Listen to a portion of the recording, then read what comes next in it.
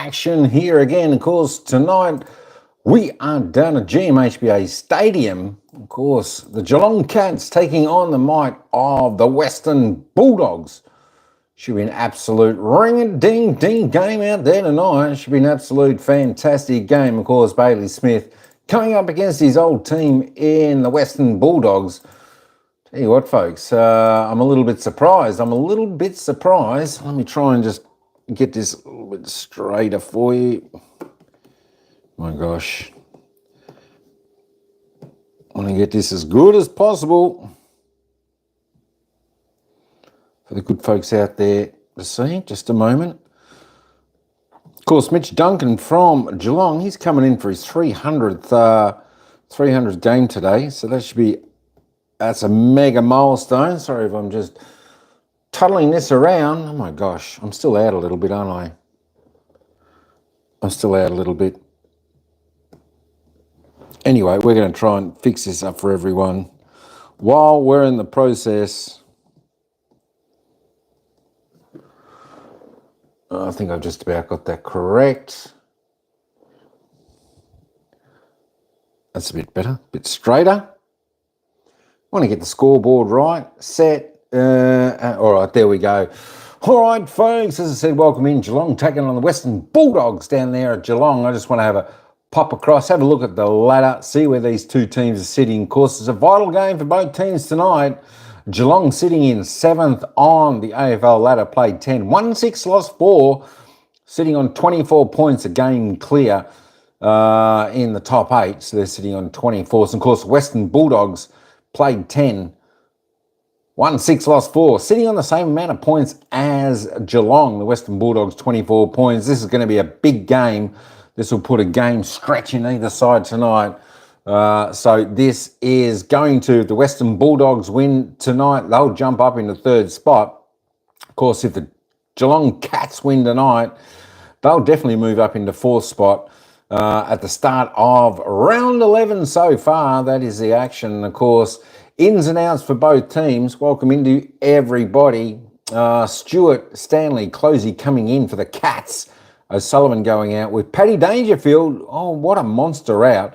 And Bales going out. Ted Closey, the sub. And, of course, the milestone game for Geelong, Mitch Duncan. 300 games. Absolutely spectacular milestone there for Mitch Duncan. Well done. For the Western Bulldogs, not much changes. Just Oscar Baker going in. Arthur Jones out. And Lachlan Bramble is the sub.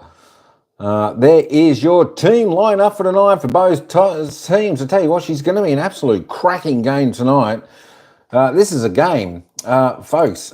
Well, I tell you what, I don't know how this is possible, but Geelong has gone in at favourites at about 184. Western Bulldogs about 205, underdogs. For mine, I'm liking the Western Bulldogs to have a good victory here this evening. We'll see how we go. I'll get the poll up in just a moment, folks. In just a moment, I'll get the poll up and you can vote who you think's going to win. I tell you what, we are in for a ring-a-ding-ding game for the opening game of round 11. All right, folks, sit back, enjoy. Welcome everyone into the coverage. I tell you what, this is a game we're going to be looking for. Of course, a lot of hype around Bailey Smith there for the Cats. I tell you what, he loves the theatre, he loves the show. And of course, the ex-Bulldog is going to be a cracking teenage shelty. Thumbs up. Hey, go live. Do just like this and you'll be right. All right, I'll get across there in a moment. All right, folks, sit back, relax, enjoy the show. Hey, I'll stick the poll up in a moment. You can stick your vote in who you think's going to win, Geelong or Bulldogs. Give me a moment for that. Good luck to both teams. Good luck to whoever you support, because we're in for a cracking night. But for mine, folks, my prediction's the Bulldogs by 27. All right, the umpires, the players, they're out on the ground. They're going to do the toss. We'll head down to the ground and see what happens next. Captain Marcus Bontempelli, let's go right there now.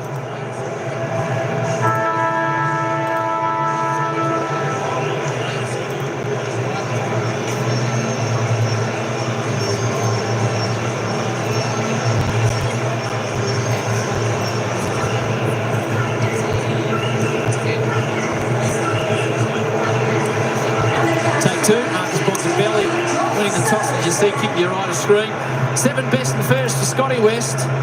His son Riley, Brad Johnson, has had an unbelievable year. 18 goals, he's just bobbing up left, right and centre. He's always had that competitive nature, Riley, but we're seeing the full thrust of what he can do as a player in 2025. And you look at where he sits in terms of the ground ball leaders in the competition in that forward 50, and he's number one because he's a competitive. That's a great competitive beast, and he's got power, he's got strength, he's got an awesome mark for his height as well. So he's been able to challenge the opposition in different ways this year because he's getting more looks at the footy. We've got our first view of Bailey Smith coming up against the Western Bulldogs for the first time.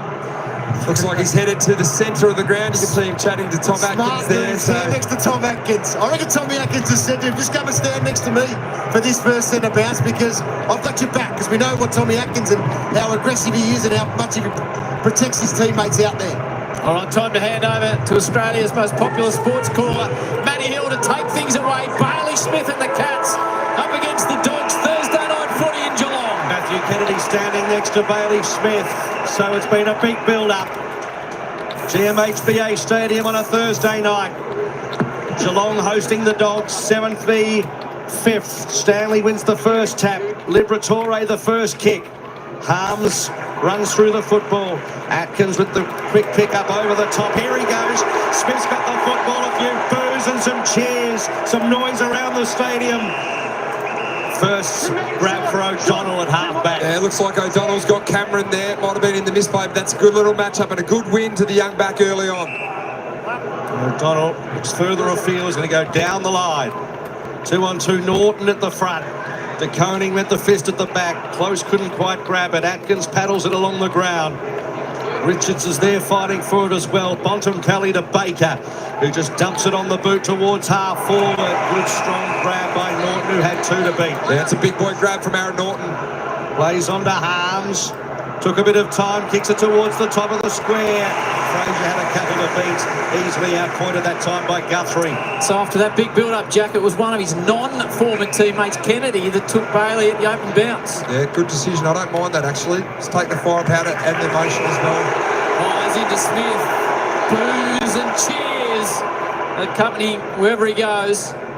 Back to Myers, measures one down the line towards Stanley. Stengel dangerous out the back, slides it inside 50. Cameron marks out in front of O'Donnell and had the first shot of the night. Yeah, great build-up by the Cats. Are able to control the ball by foot from half-back and be clean with that and get the ball to Jeremy Cameron. Plays on, swings it around his body. Cameron with the opener on a Thursday night.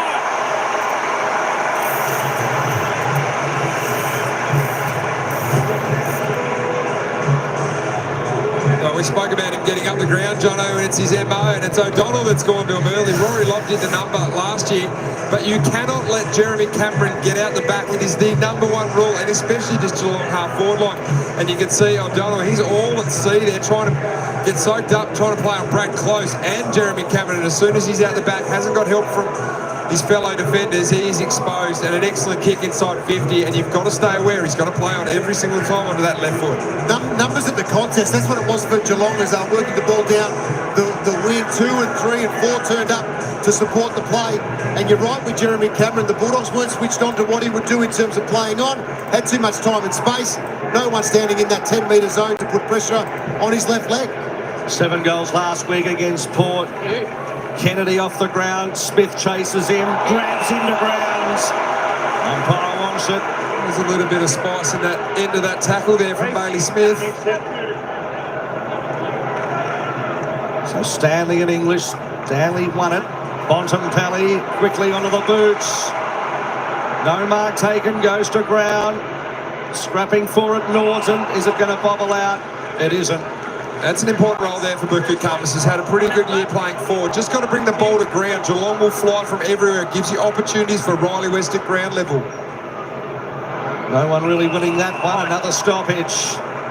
There was no love lost between these two sides. It was just over 30 years ago, that famous qualifying final at the MCG. As English just fished it towards the boundary, and it'll be a throw-in. Of course, the geography of the two sides also mean that they've been rivals for a long, long time. Throw in.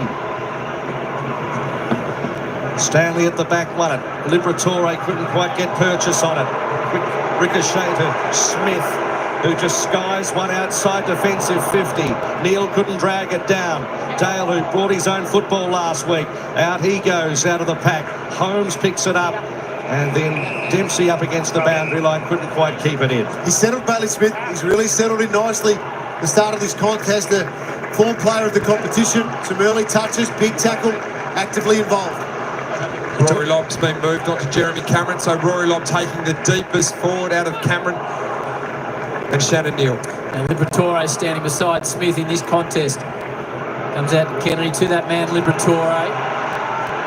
Richards, what a season he's having. Sends it deep towards Karmas. Might have got through everyone. The Dogs think so. Open for the Western Bulldogs.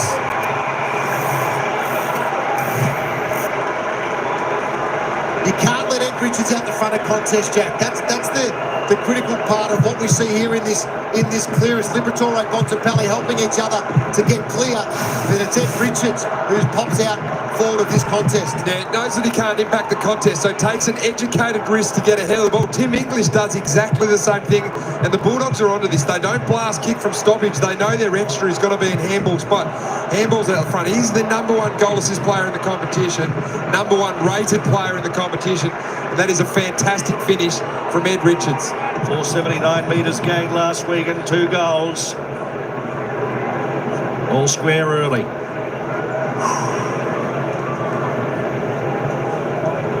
Looks like he's got O'Sheen Mullen going to him as well. Smith now standing next to Bontempelli.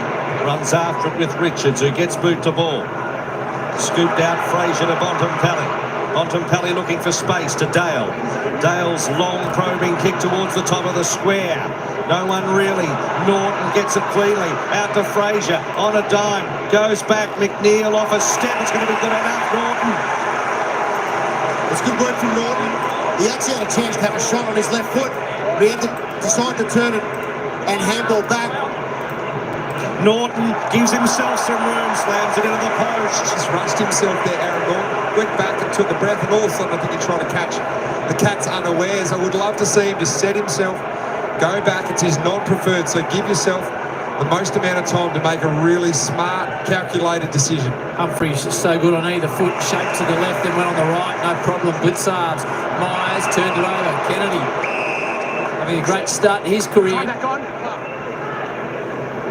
For the Bulldogs, Cleary sizes it into the pocket. Davidson can't quite gather it in. That Bontempelli in the corridor on that occasion. The Bulldogs, if Kennedy had looked inside, they would have opened the Cats up with that play. Instead, we see the ball out of play at half forward.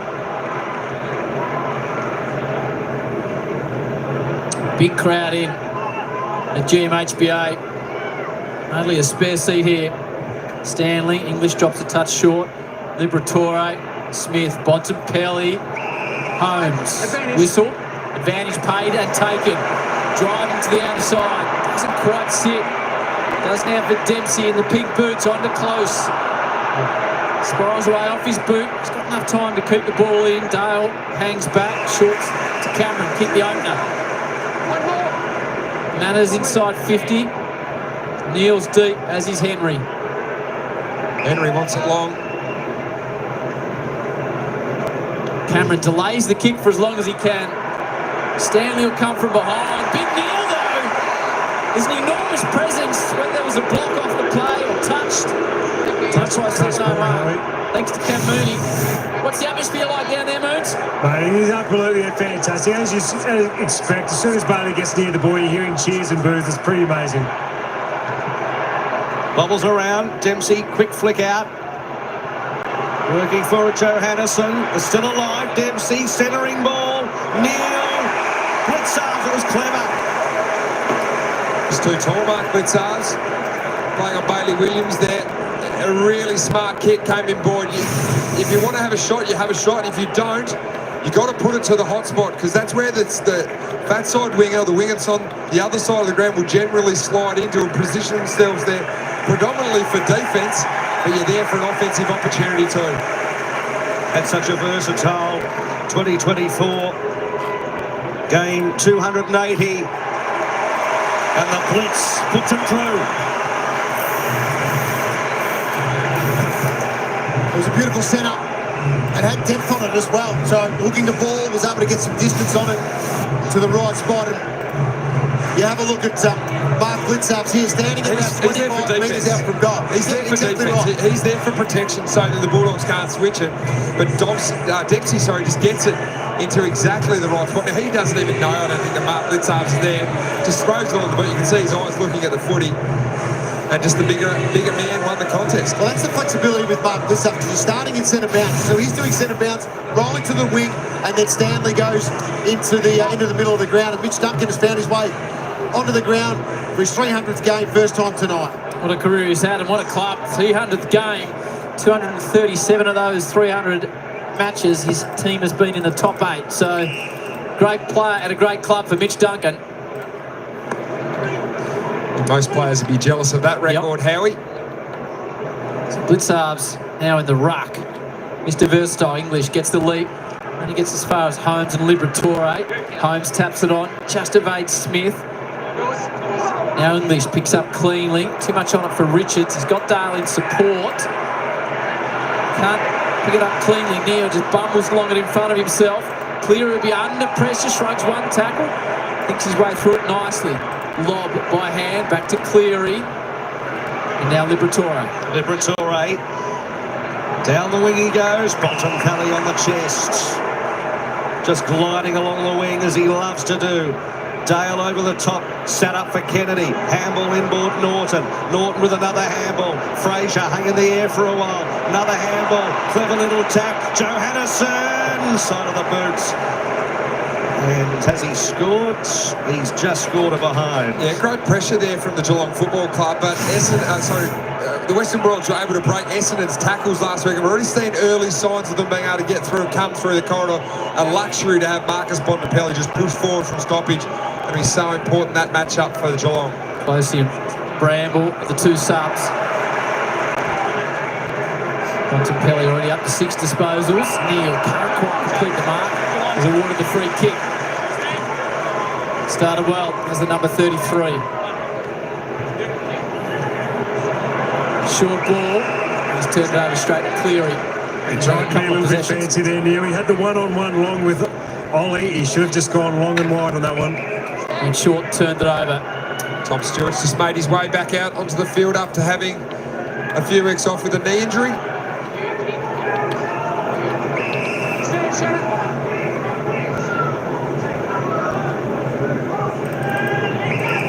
Davidson. Up and under down the line towards Karmas. That was with the coning. Richards kicked the opener. He's wrapped up. Don't mind that from Ed Richards on O'Shea Mullen. Got the height advantage on him, so put yourself down the line. Play a sort of pseudo centre-half forward role. Beat him in the air. English tapped it down. Bontempelli went without it. Beaten to the punch by Holmes. Tried to clear the football. In the end, a 50-50 contest. Mullen takes it over. Watching Bontempelli on the wing. John, as the boys were saying before the game, that got at Marcus Bontempelli. He's loving his football, and he's the best Marcus Bontempelli we've seen. It's been unbelievable what he's been able to produce since coming back from injury. Bontempelli, the man in question, slams it on the boot. Cut off by Stewart. Stewart's kick towards the middle of the ground. It's an aggressive kick. Makes Neil work a bit. Lob all over him. Ball it up. What role is Mullen playing tonight, Jack? Well, I think he's just got to make sure that Ed Richards can't get ahead of the ball. We've already seen it once. There's a decent tackle there from Bailey Smith. It is a full lockdown. He is the best player in the competition, rated number 1. Just got to try and shut him out. Humphreys, Holmes, O'Connor, Myers. He's thinking about going in board, goes even wider in the end. O'Connor, kick towards 50, lob in from the side, takes a good one. Shannon Neal was caught on the wrong side there. Rory Lobb, we know he's a fantastic intercept player. You've got to make sure that while Shannon's there to catch the ball, you've got to make sure you get in contest as many times as you can. Goes short on the 45 to Sanders. Centre-half back. Cameron and Blitzarps. Kick the majors for the Cats. Richards from outside 50 for the Dogs. Good flow on the outer side. The run of Dale comes in on it. Harms, measures it round the corner. And as far as O'Connor, Dempsey, hard running wingman. Stewart back after that knee issue that he aggravated in the Carlton game. And as we so often see here, Jono, the ball goes out of bounds on the outer side here at the Cataract. Yeah, it does. You have to play the boundaries here a fair bit. The way that both teams are setting up. Once you spread from the contest, Howie, you're about 5 metres from the boundary line. So it's just the natural way you've got to play here at GMHBA. It can open up with corridor ball, but it can be risky as well coming back through that part of the ground. English won it down. Came out to Sanders, was intercepted though. Myers, little paddle along the ground, out to Neil. Here's Manor charging towards 50. His kick was a wobbly one. Makes Henry work for it towards the pocket. Can he manufacture something? Retreats back, was looking for Duncan. It's his night tonight, just couldn't quite rake that one in. Slipped over at a crucial stage. Holmes went in, they got all over the top of him. Now Myers again, breaks free as he can do. Tried to dart one to Neil, there's dogs all over him. Out to Stanley, off a standing start, it might be good enough. Manor dropped it, off the ground Duncan. Then it was Harms. Coming through was Dale, they've wrapped him up and the umpire said, you're holding it. Wow, what about the pressure there? That was a great call from Matt Hill. Players coming in from every single angle. And Mitch Duncan had a couple of times to get the ball. We think it was going to be a fairy tale. There was one of them. You see Bailey Dale just turned away. That was his prior as deemed by the umpire. And Sean Manor gets a shot on goal. No real breeze to speak of. If anything, a zephyr of breeze that'll be pushing this ball. Sean Manor, second season in the hoops. 15 goals last year. You've got the best seat in the house behind him and he puts it through. 3 straight goals to start the night for Geelong. Fantastic pressure by the Cats. They're really pushing forward to not allow the Bulldogs to exit or be clean below their knees in the early part of this game. The Bulldogs have the outnumber there, but once it gets over the top, it's just a 50-50 ball that has to be won. Bailey Dale's involved. Handball release interrupted again by the Cats. They've been excellent at that in this first quarter. And in the end, they get the hold of the ball because of the numbers and how fierce they're attacking the Bulldogs and not allowing them to exit with any sort of fluency in the early part of this game. A couple of scores already from forward half turnovers for the Geelong Football Club. Chris Scott would be wrapped with the pressure that's being brought already at 1.8 early days. But more importantly, a lot of that pressure is being put on in the forward half. 8 disposals for Myers, 7 for Holmes, 5 for Bailey Smith. The leaders early for the Cats who have got 3. Kennedy dumps it out of the middle. Norton's easily manoeuvred under the ball by Duconi, who marks nicely. That was good early body. Howie, he was able to shift him and take a good intercept mark. Humphries, the casual one, takes a bounce, drives it down the outer wing. Really time it, goes to Buku Kamas. In the ruck at the moment, Buku. Small pockets of Dogs supporters here. You heard the call of Buku as he marked. We'll get it back now. On the left with a high ball. Riley West will try and stay down and run onto it. He might get that opportunity. Good hands to McNeil. Here comes Riley West. Has been fantastic in front of goal this year. And Riley West continues his good form.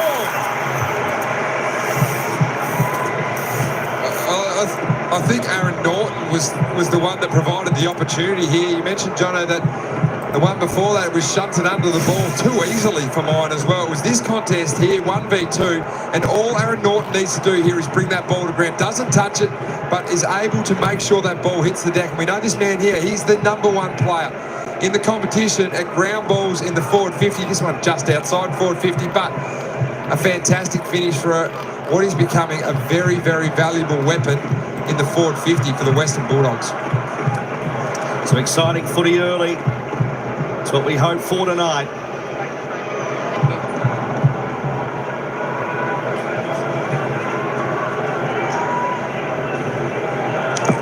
So West with a goal after kicking 4 last week, and the umpire's going to call that back.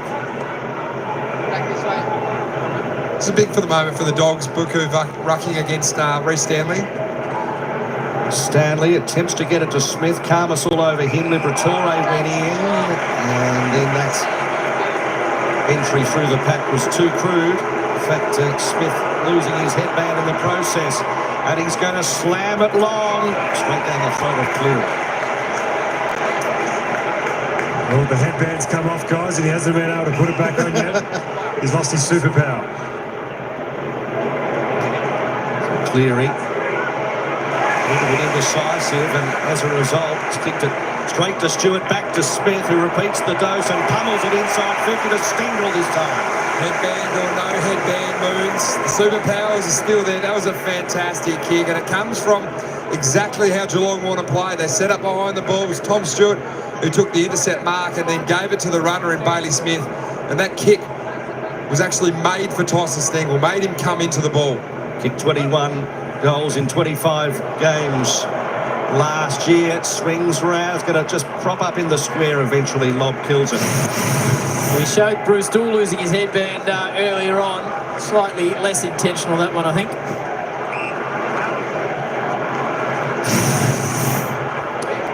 Dogs transition quickly out of full-back. O'Connor, the Irishman, confidently approaches the footy marks in the middle of Cardinia Park. Dishes by hand to Mr. 300, Mitch Duncan. Cameron kicked the opener.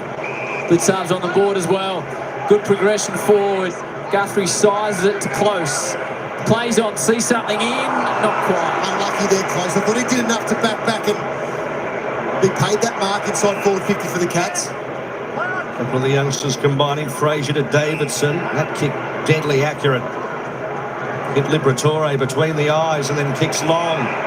Vandermeer. Plays on, they want to run it hard. Sanders, McNeil, hoping for Sanders again. The movement slowed down a little bit here at half forward. Davidson's handball to no one in particular. Was hoping for Vandermeer, but it was a handball and hope. And the Cats repel back to the middle, only as far as Carlos. That's a 12th intercept mark. This quarter AFL average is 30. That's for both teams. Yeah, turnover. In fact, there is a turnover. Mistake in the middle. Humphrey sends it to Cameron's one-on-one out the back. Front on contact. Umpire says no. So in the end, Locks played it brilliantly. Duray, 100th game for the Dogs. We'll have a look at that when we get an opportunity, but he did well in the eyes of the umpire. Well, he didn't know whether to body there, Jack, did he, or go for the ball. He's in two minds then. Cameron ended up just mixing his lines up in the end, didn't he? Oh, I think he tripped over his own feet nearly as well. Maybe there was a bit of front-on contact, but the umpire did deem it worthy of a free kick. So you get a let-off. O'Donnell, Cleary, centre wing, Fraser.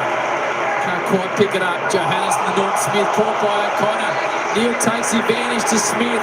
Crowd lifts. He's got Stengel out deep. Bailey to Tyson through the big sticks. Halfback pressure of the Cats has been so good. It's impressive in this first quarter. Tommy Stewart, O'Connor are setting the tone in terms of frontal pressure. Coming forward with speed to put pressure on the Bulldogs to fumble, turn the ball over, and then result in some strong inside forward 50s. They get another one here with Bailey Smith, who's able to break forward of centre. Tyson Stengel out the back, open goal square. Beautiful finish by the Cats, but it's starting at half-back. Their half-backs are on, and their pressure has been sensational in the early part of this game. You're talking about half-backs. They are playing up around the wing at the moment. The Geelong backline, they're being so aggressive, and it's acts like that, the pressure from Mark O'Connor, that allows them to be really confident to know that the pressure is going to be there and they can be in that dominant position. The Bulldogs looking very fumbly at the moment. 8 disposals for Bailey Smith early.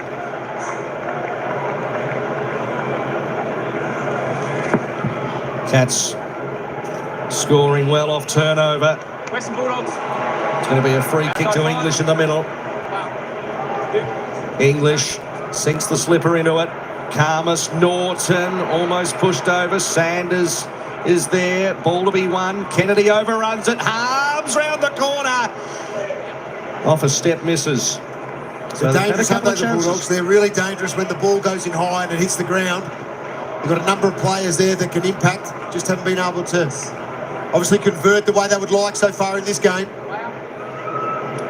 Number one team for points scored. The Dogs this season regularly clearing the ton. What are your thoughts from what you've seen so far, Brad? Oh, it's been fantastic by the Cats. I'm loving what they're doing in terms of their frontal pressure. When the Bulldogs look like they're getting the overlap, they're closing that space immediately, which then creates turnover, and off they go back to offence. Stanley tries to extract it from the ruck. Liberatore.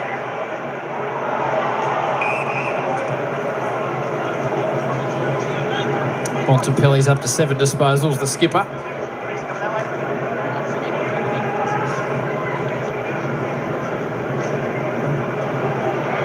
Ricky Karmas. He's now moving deep forward, Jono, so we've seen him at centre-half back. We're seeing him forward now. Stanley uses his body on English. Little check side round the corner. Only as far as Dale off that massive game last week. Baker back into the side. Centering ball. Davidson good above his head, marked strongly. About 45 out in front of Guthrie. It was a great little bit of play there. You could see the Bulldogs nearly, it was nearly a set play. The way Dale came into Bailey, created that little pocket there for Oscar to run through, and then this sort of came off the side of the boot, but playing in front and forward is so critically important, especially on nights like tonight. Davidson was doing that. Been a wonderful pickup. From directly in front, keeps it pretty low. Simple but effective.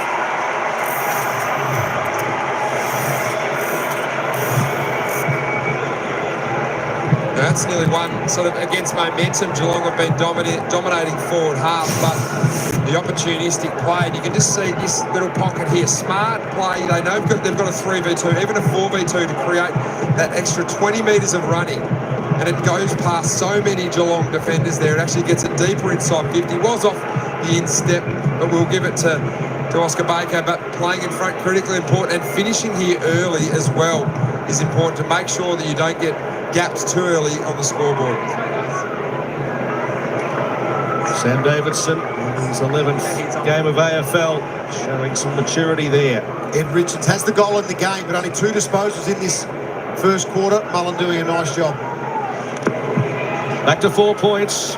English and Stanley lock horns. Stanley flicked it to Holmes, and then it was Smith receiving it by hand, trundled it to half forward. Baker wasn't good enough there. Stengel, closest hot handball. Stengel, Holmes, swings around. Cameron couldn't rake it in, but Neil was there. Neil kicks the goal. Shannon Neil, the young big man doing the drumming that time. It's all about Bailey Smith in this first quarter. He stood up, big moments, and he's leading the way for the Cats again with 9 disposals early on, a number of clearances, and he's been able to get the ball inside 50 quite effectively. And the Fords have gone to work. They're turning up. They're representing at ground level as well, Jack. And important here just to get to front. Jeremy Cameron, they're caught in that back position, and that could have been an easy intercept mark there to O'Donnell, but just a little slide of hands, slide past your opponent and actually bring the ball to ground. Goes from a potential turnover to now a goal scoring opportunity and a goal for Shannon Neil. Fair blind turn in the middle there as well, Jono. Not knowing what's coming, but he's already had it 9 times before inside 50s. Easily the best player on the ground at the moment, Bailey Smith. Stanley, English, Richards sneaks through. He's got half a step on Mullen, only half a step though.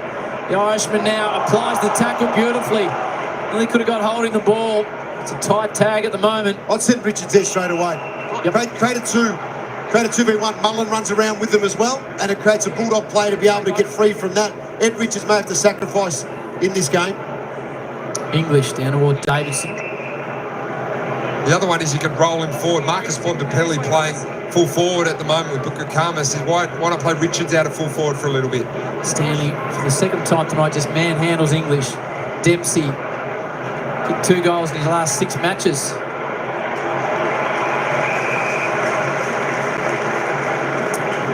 Baker sees it across the line. Both sides just toing and froing at the moment, but Geelong have been able to have repeat entries, 5 this quarter, and able to keep it in their forward half. The Bulldogs only 1. Richards, again, no room to operate. Liver bashes out in front looking for Sanders, takes on Holmes for pace, not an easy thing to do. Smith, good tackle on Liberatore. And Liver separates himself with no angst. towards Bontempelli. Norton roves it front and square beautifully. Slides it inside towards Karmas. He's got West. Delays it. West cleans. Already kicked one. Back to Libba. Snapping to the top of the square. Humphries. But worked his man underneath it. It was Van der Meer. There's some sleight of hand there from the Bulldogs players. We know they're an exceptional handballing team. Was Riley West gave the quick one to Tom Liberatore. And once again, a kick to the top of the goal square. From directly in front, the Dogs continue to hang in there.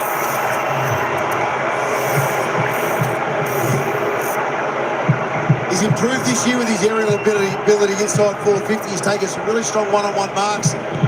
Wade Van der Meer. He's been strong on the lip too. This is the first time this season I've seen him lipping off to his opponent. He's played his role pointing really fingers well. as well.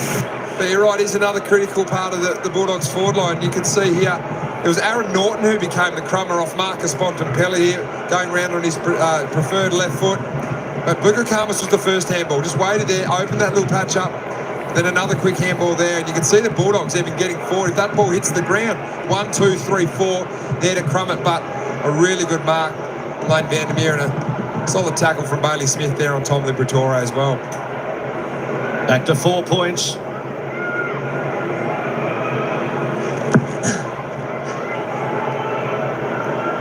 English slapped it to Bontempelli. Smith worried him out of it. Holmes couldn't pick it up. Then he did and was grabbed by Sang. Yeah, that's excellent by Holmes. If he coughs that one up, the Bulldogs are going forward. He was strong over the contest a couple of times. Holmes, Smith working together. Out at Kane. Stewart off a step. Bouncing football. Johannesson. Fraser had time to do the 360. To Van der Meer. Van der Meer's kick towards the pocket. Kennedy and Karmas are there. West's at the back. Has it been marked? Jack Henry certainly claiming it, but the umpire doesn't want a bar of it. No, I don't think so. Matthew Kennedy had good hands on that early.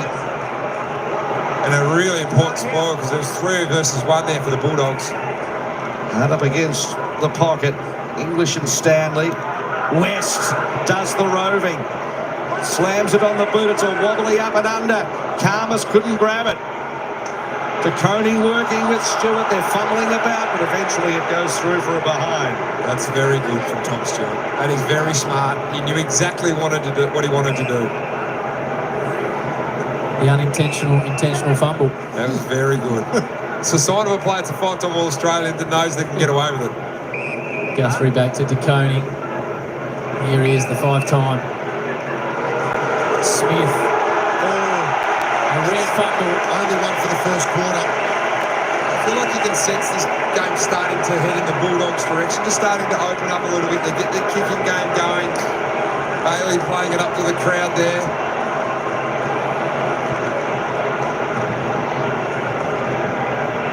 Bontempelli tore through, couldn't take it with him. Good SARS. Cameron on the defensive flank.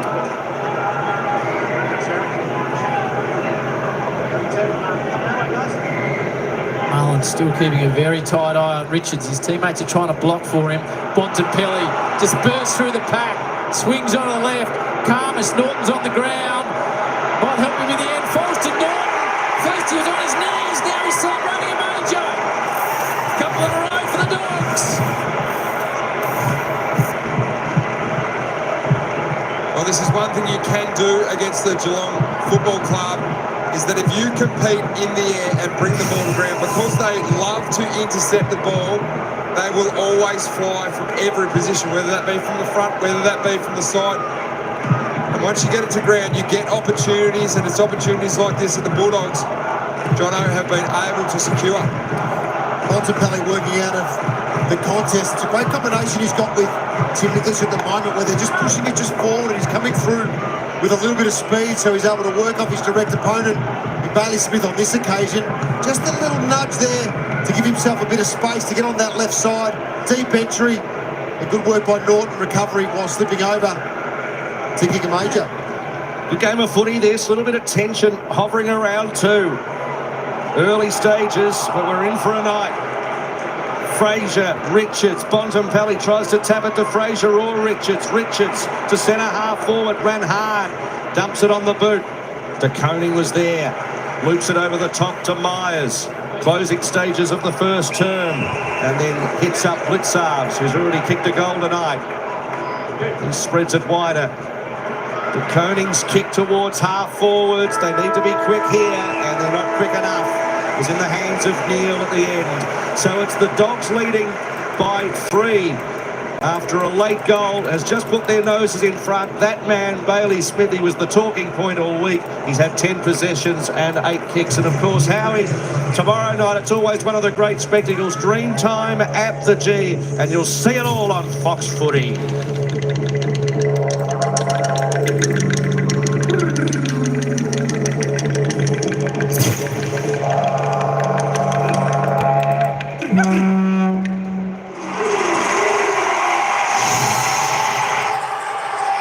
All right, folks, there we go. Welcome everybody in. It's quarter time here. We have an absolute cracking match here. It's the Dogs, though, leading the way after quarter time, 5-4-34. The Cats, 5-1-31.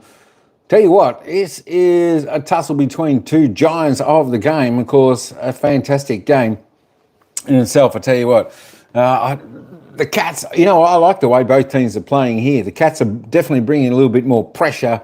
They certainly were in that opening 3 quarters, the opening quarter.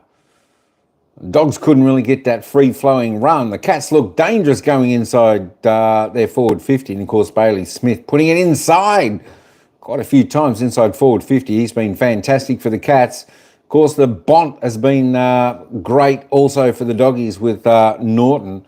Tell you what, we are in for a cracking game here. As I said, my prediction was the Dogs by 27. I'm sticking to it. I do like the Dogs. I think the Cats played some outstanding football in that opening quarter, but they didn't let the Dogs fully have their way of play, and I think the Dogs are still got their turn to come. We will see. We will see. Let's go and have a look at some of the goal scorers and the stats. And, of course, for the Dogs, Riley West kicked 1, Vandermeer, Ed Richards, Aaron Norton, and Sam Davison, all single goal scorers. For the Cats, Tyson Stengel, Shannon Neal, Sean Manor, Jeremy Cameron, of course, he was the opening goal scorer of the match this evening. Mark Blixars, the single goal scorers for Geelong. No multiples as yet. We'll just have to wait a little bit more. Let's have a look at the disposal count. Of course, Maxi Home leads the way for the Cats on 13 disposals, 3 kicks, 10 handballs. He's had a couple clearances. Bailey Smith, who's been absolutely outstanding so far for the Cats, tell you what, he's got the ball out of the centre, 3 clearances. He's got 8 kicks, 2 handballs, 4 tackles. Put the ball inside the Cats forward 50, resulting in a few goals. He's looked really good tonight. Only losing his headband just the once was Bailey Smith. Talk of the town, of course, prior to this match, even though it was Mitch Duncan's 300th celebration game for the Catters. Graham Myers next best on 10 for the Cats. Topping the table for the Doggies, though, is Marcus. It's the Bontempelli with 8 kicks. Had a nice goal scoring involvement late in that final minutes of that opening term. He's had the 3 kicks, 5 handballs, 1 mark, 5 tackles, 3 clearances. The Bont is going great. Looking good out there is Marcus Bontempelli. Stewart for the Cats, next best on 7. Eric Norton, as I said, looking reasonably good out there this evening. 6 touches, 3 and 3. 1 goal, 1. Doing his job well. Can he continue that for the rest of the game? Libba, I think he's been on Bailey Smith a little bit, so he mightn't result in too many touches. I think he's tagging him for a bit. He had 6 touches. Let's roll on down a little bit. Sam De Koning on 5 there for the Cats. Who else have we got? Blixars on 4. Bailey Dale on 5 for the Dogs with Sam Davison. Let's just roll on down. We're going to head back down to the ground. We're only a couple of minutes away from the bounce of the ball. There we go. Let's just have a look at the team stats. And I reckon it'll be pretty close in most of these stats as we're seeing the game. Only +2 to the Cats on the disposal count. Inside 50. Both teams going inside 50 nicely. 12 and 14. So both teams getting plenty of opportunity. Free kicks, well, it's the home team, Geelong, 5-1. 1 free kick only for the Doggies in that opening quarter. Wowee. The Dogs winning the hit-outs. Clearances all even. Dogs by 2 in the centre clearances. Contested possession, Well, that's what we said, folks. She's a pretty tough old game. This is a fantastic game to listen into and watch. 36-33. Turnovers, not too bad, just 13 apiece. The marks, doggies +7. Both teams marking inside 50 nicely. See, when you got quality sides, they deliver the ball well to their forwards, lowering their eyes, composing their decision making and delivering well. 24-18 tackle count, 3-4. Dogs up in the tackle slightly. All right, folks. Let me just say good day quickly to Tina. Welcome into the live, David WWE. Of course, Ryan Avery, Rogue One. Hey, thanks, brother, for the super chat. Mostly appreciate that. Appreciate the super chat there. Thanks so much for that. Adrian Sports Channel. Yo, so Mike, how you going, young Adrian? And Joey Vander said hi in the live broadcast chat. All right, folks. That's enough for me. Let's head back down to the ground, where it's the Bulldogs by 3 points. In the first quarter, he sat on 2 for a bit, kicked a nice goal, but Mullen did a fantastic job. So therefore, in terms of the scores from stoppages, that's where the Bulldogs are going really well at the moment. Richards is a big player in all of that. 2 straight to the Cats, 3-3 to the Bulldogs. It's what Richards does now, because if Mullen keeps going to him, do they throw into a Bailey Smith? Do they go forward, push him forward, like you said as well, Jack? I haven't seen one bit of body being laid on O'Sheen Mullen from another Western Bulldogs player. So I reckon they're leaving Ed Richards on his own at the moment. So Richards has actually started to make his way back out. He's actually at half back now for this quarter. So maybe they're taking the tag to half back, potentially trying to get some drive and see if O'Sheen Mullen will go with him. And it looks like he's not going with him to start off this quarter. So they do a little bit the Bulldogs. They'll use Bontempelli and Richards off the back.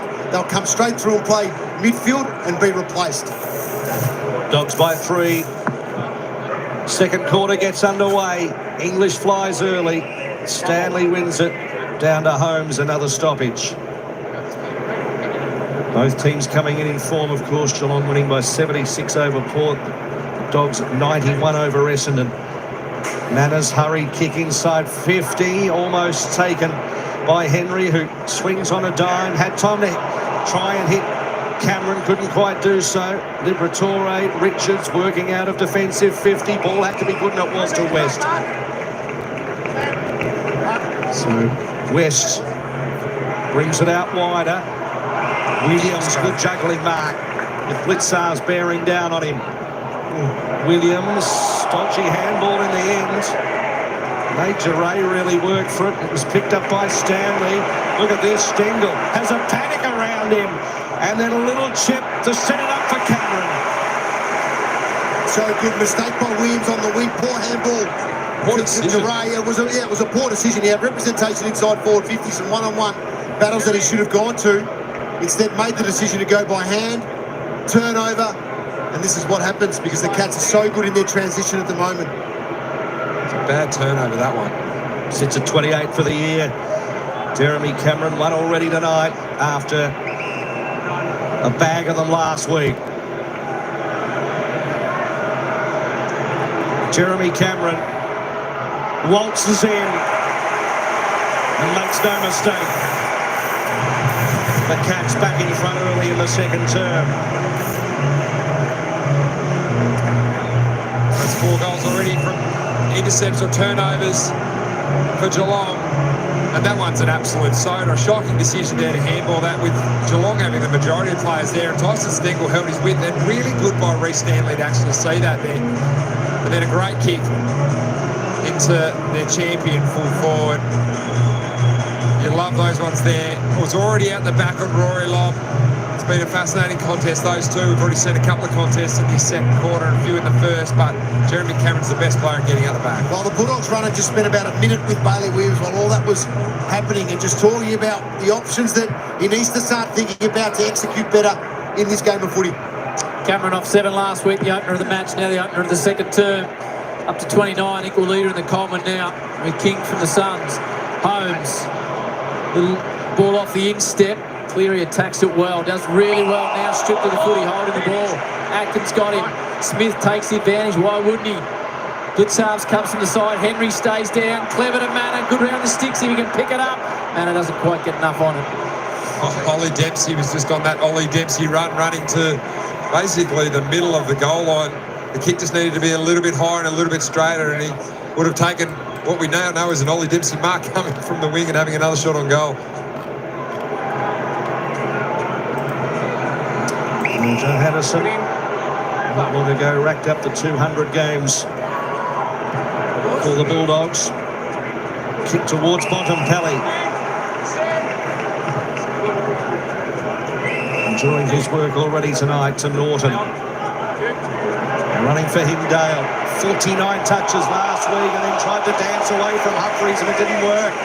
Advantages called, so across the half-back line, De Koning, Guthrie and Holmes work in concert. Little chip to Myers. Running for him hard was Smith. Guthrie's kick long to the pocket. Stengel's in the right place. O'Donnell with 2 fists in the end. Is it good enough? Close picked it up. Got it to Cameron. Stops, props, retreats, swings it on the left. It might be an elite goal, and the celebration's worth it as well. Jens's kick 3. That was all class.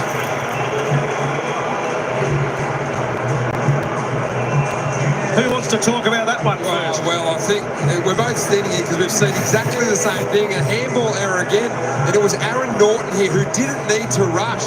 Geelong had numbers behind the ball, and a missed handball once again puts Bailey Dale under pressure, and that there tackle from Lawson Humphreys is the turnover.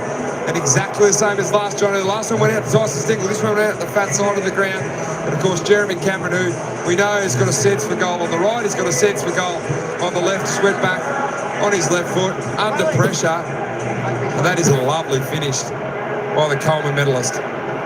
On ground level again, it's close inside forward 50. Manor, Myers, these players have turned up tonight and having serious impact. Just one goal last year when the sides met in round 19. Lock kept him to that single. He's already got 3 tonight as Jeremy Cameron. His rebuttal would be he's kicked 6 twice against the Dogs over the journey. So all of a sudden they're out by 10.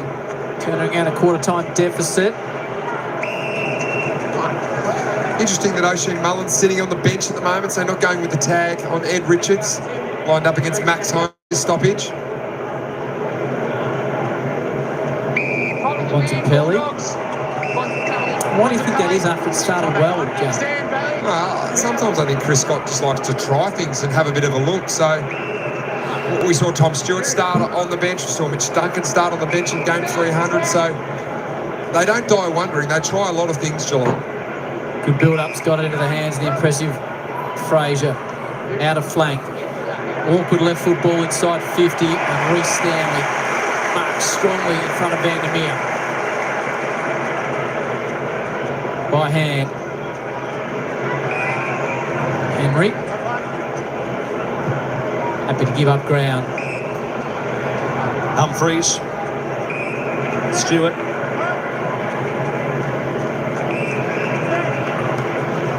De Koning. Wasn't the sufficient distance to Myers, so he's called it play. That's a beautiful kick. There were Cotter and then Buse and Dempsey. They're building it up. Their movement of the ball, sensational.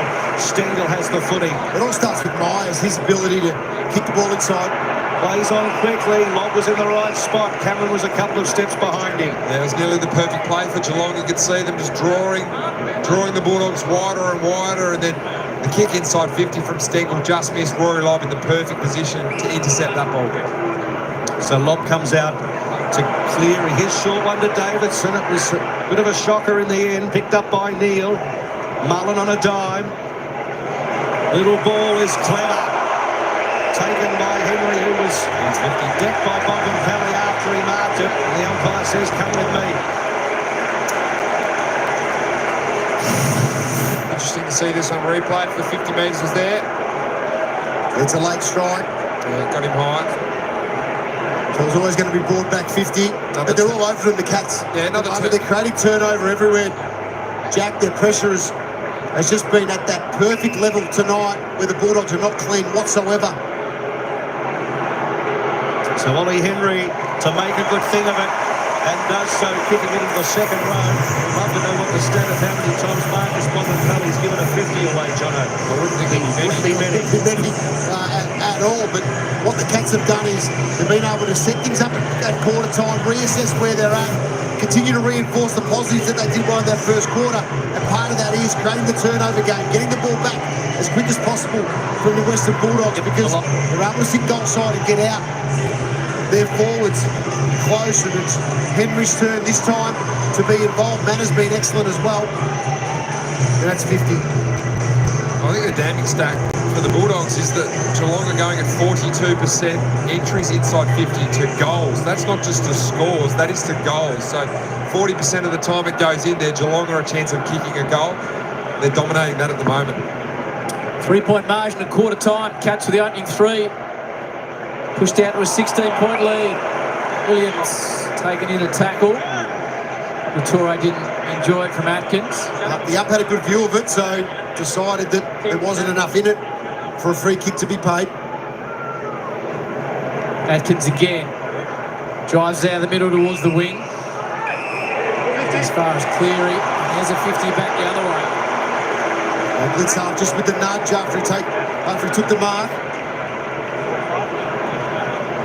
Go inside 50 now.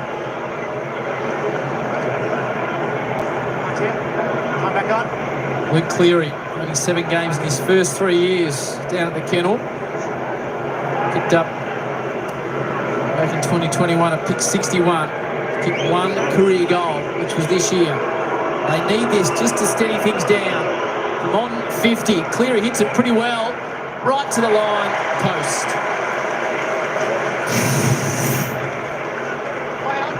You see here that tackle in the middle of the ground.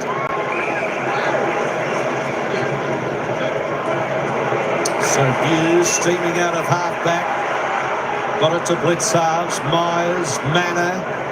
Little dance around and then kick inside 50. Plenty of dogs at the fists. It's a hot football. Neal came out, met it hard, got it to O'Connor. Myers threads the needle. Atkins, O'Connor spots a man wider, and it's a beautiful kick as well to Manor. So the next step, interesting, short, darting ball, Cameron. That was like a bullet. There's A1 delivery inside 50. Get used to saying tonight, Matty, Myers and Manor. You're going to say their names a lot throughout this game. How good is that? Just opened his hips up a little bit, saw the lead lane. Had a player in there as well. Has hit it low enough to make sure it got to Jeremy Cameron. So Cameron, that usual step around the corner. He's kicked 4. He has caught fire early in the first half. That's 3 this quarter for Jeremy Cameron. Comes off for a well-deserved break.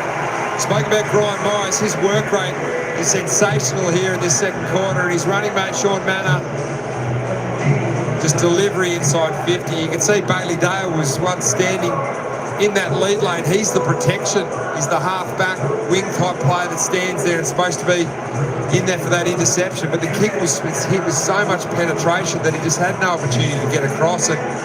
Nearly undefendable, that kick. 4 straight for the term, the Cats. Dogs yet to kick a major. That 3-point quarter-time lead has disappeared in a hurry. He might be the best exponent of kicking around the corner, Jeremy Cameron, at distance as well. Neal now having it running the ruck. Geelong. Doesn't work out for him. This has got Davidson laterally. Karmas is on a long lead. On to Baker. Goes over the top of Karmas. O'Connor. That's a good pick-up, Harry, because it was Karmas. That's the kick that should have occurred from the Bulldogs. I know they like to get that handball going forward, but Baker under pressure. Karmas had space and time. Elected not to use him in the end, turned it over thanks to O'Connor. Lob, Davidson argue about it. Not ideal. Davidson gets a little tap forward. Fraser is clean. Past Sanders. Smith, Bontempelli. Fraser, a little bit of space, not enough. It is a legal tackle holding the pen. And Geelong's pressure enormous, especially in this second quarter. They are plus 30. 188 to 158. versus the Western Bulldogs. 17 touches for Holmes. Kick down the line, clunked by Lobb. Gets on with it quickly. Sees a short option in Fraser. Sanders blazing away. Kick towards the top of the square. West fell over at the wrong stage. And cut off by De Koning. Now this kick is a dodgy one. Davidson runs onto it. Centering ball looking for Karmas or Vandermeer. Punched away and hits the post for a behind. They just look dominant for the long ball inside 50, the Geelong defence. But they do. They're absolutely supporting the aerial contest really well, Howie, and then they've got numbers at ground level also. So that's the positive. You look in the screen, it's 3 and 4 numbers around that contest regularly. So how do the Dogs get around that, Jack? Oh, I think you've got to use your defender as your starting point. So at the moment, you nearly have to give up the lead and actually that not be a leading player. So make sure when your man's going, you've got to go there and beat them in the contest, which they've done and scored from already tonight too, Howie. Couple more possessions for Smith. Drives to the wing. Holmes, the runner, takes a bounce. Opens up in front of him. Delays, now pulls the trigger inside 50. Big Neil's there. Wants to play on. Sees something in the pocket, and that something is Mullen, who has not kicked an AFL goal. The boys having a laugh there. The hard running from Mullen. This is why they love playing him on the midfielders, boys, because he's got such a massive engine, but he's so quick as well. He's run from the middle of the wing here to get on the end of this. Oisin Mullen, all the way from Ireland, looking for a first AFL goal. On a slight angle. Teammates will come to him if he kicks it straight, but he doesn't. He has a bit of a chuckle. Good to see the green mouthguard in there for Oisin Mullen. Davidson. He threw a 50-50 down the line. Stewart was the first one on the scene. Eventually pestered over the line by Norton. Even that from Tom Stewart there, just proactive footy, playing in front. They're playing with this sort of air of confidence that obviously without that man out there tonight in the captain Patrick Dangerfield, but their back six just looks so much better with Jack Henry and Tom Stewart in it. A low-grade hamstring strain keeping Danger off the park this week. Karmas doing some ruck work there for the Dogs. Holmes wrapped up by his opposite number in Sanders. The great Stephen Wells is sitting there next to Paddy Dangerfield. He'll be sitting there looking very proud on just about all the boys that he's brought to this footy club. Bontempelli's handball. Now, how will the umpires see this? Interesting one. Holmes. Going to give a little bit of ground to Stewart. And then that kick to Buse into the square. Thought about playing on as they just massage it around. Myers. Mitch Duncan's lurking. Little dummy leads. Can they get it to the 300 gamer? Just surgically get it in there. And then Henry's handball wasn't dissimilar to Bontempelli's. They're going to throw it in.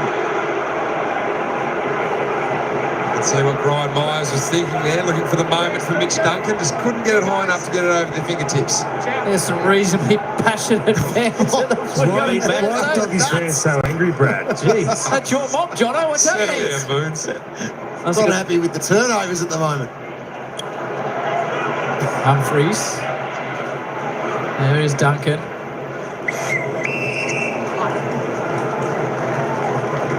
Come in this way, guys. I'm going to arrest Bailey Smith up to 14 disposals. Plenty of metres gained. Bulldogs. Time back on. Buku gets the free kick for the Sean. block. Middle's jammed up. He wants to go there. Not too many options, so in the end he's forced to kick down the line. Kennedy judged it beautifully. There's a one-on-one inside 50 again. They elect not to go. They go by hand to Fraser. Might work out. Skillful player. Fraser's 150 to the right. They have to capitalise on those, the Bulldogs. It's been few and far between in this game, especially in this second quarter. Opportunity to get out. Jeez, Jez has just snuck onto the ground here, all on his own on the wing. Oh, look out. And uses Davidson as a bit of a ladder as well. Well spotted. Kick down the line through the fingertips of Neil. Williams on hands and knees. Off the ground, Duncan could be effective enough. Lobs the first one there. Under pressure.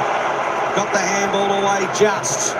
Henry, who applied the pressure in the first place, kicked towards Dempsey. Dempsey, soccer work. He's got it.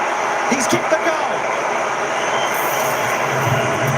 Dual celebration with Dempsey and also Stengel. But in the end, it was the soccer kick. He's just got his slipper to it as Dempsey. The question Luke Beveridge will be asking is, where are the Dogs defenders? Because once again, the ball hits the ground at centre half forward on the half forward flank, and it's all Geelong after this Rory lob.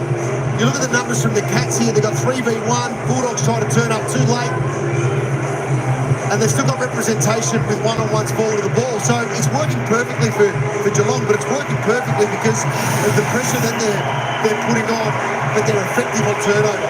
Ollie Dempsey, Jono, has kicked 2 goals in each of his last 6 games. He's got one tonight. The record for 2 goals in consecutive games is 8 by your man, Jose Ramiro. Seriously? There you go. Yes. So he's on the way. What a name. That might be the best stat thrown out tonight. Exactly 2 goals, though. It's not 1 or 3. It's exactly 2. He's done it 6 matches in a row. But hang on, he might be back on 0.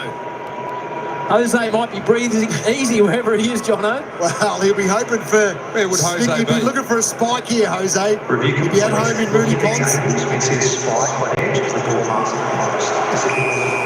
That's an interesting spike there. It's like a dip rather than a spike. So it'll be removed. Cross it out in your record. No goal for Dempsey. Well, at least Ollie got the nice run off, Jono, and got the cheer. And can't take that off him. You should be able to rotate automatically back on if there's a score review. Jose's pumping his fist. Where is he? Mooney Ponds, Jono? Yeah, he'll be at home.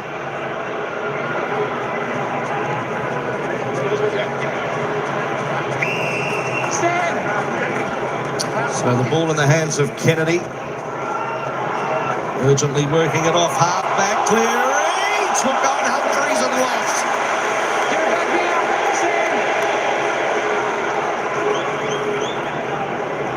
So vital 8 minutes here for both sides as the kick towards forward 50 punched away.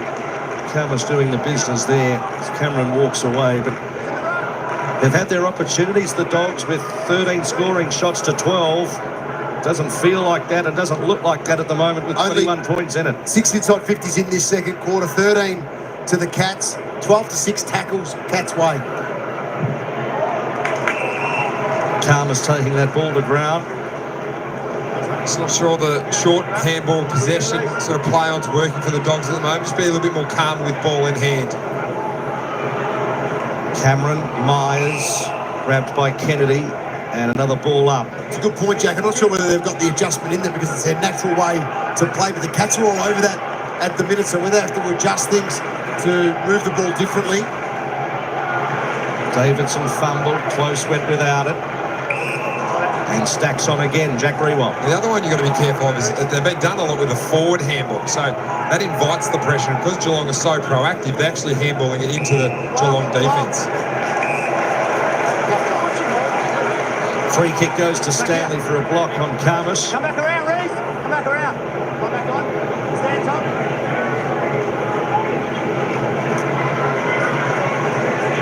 So a goalless quarter for the Dogs here. As Stanley's kick bites off too much and it was out of bounds on the full. So a little lull in play at the moment. It's been pretty frenetic. Kennedy brings it back into play. Taylor Smith just back on from a spell on the bench as the Dogs send it through the outer side in the hands of Lobb. They led by 3 at quarter time, but the Cats have kicked the only 4 goals of the second stanza. They turn it over again.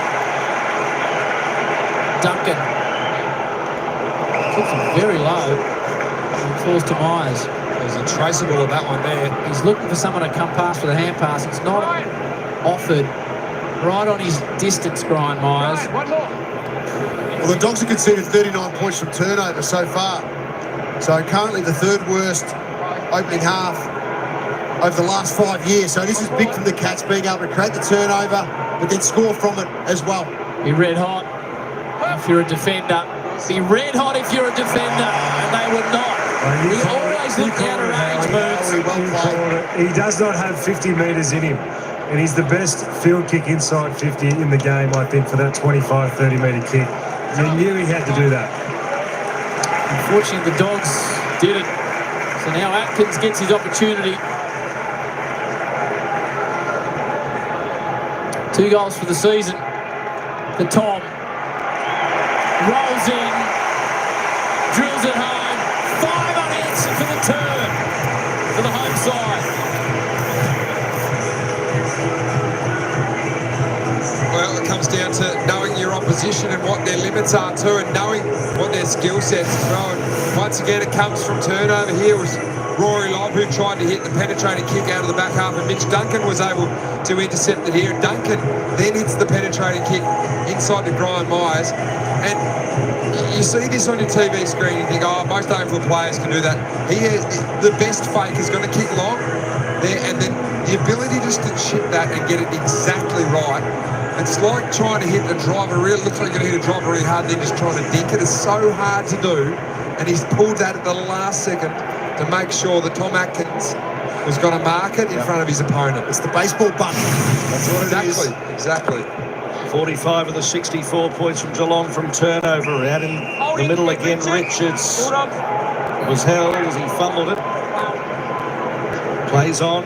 Dale blasting through the middle, long ball in the calmest direction, comes out to West out to Bontempelli. Bontempelli thought about going himself, then Vandermeer dropped it. Humphries picked it up, Vandermeer tackles him, ball it up. There's Richards' first disposal of this quarter, held to 6 in the first quarter, only 1 this quarter so far. Smith had a fresh airy. Liberatore got it out by hand, bobbles out to Manor. The Manners kick in towards the middle, and Cameron just doing everything right at the moment. Geelong kick to a vacant forward 50. Blitzar's running back with the flight of the ball, stretches every sinew and takes the mark. Fair job for Davidson there, running against the steeplechaser and Mark Blitzarves. But you could see as soon as Jeremy Cameron took that mark, it was an absolute foot race to get back inside 50 because no one was there. So much space for the players to lead back into. Mark Blitzarves was the quickest, and it was a sensational kick from Jeremy Cameron to make sure he caught it with outstretched arms. So Blitzarves kicks a shank. It's going to still lob in play though. Dempsey just couldn't quite get it and out of play.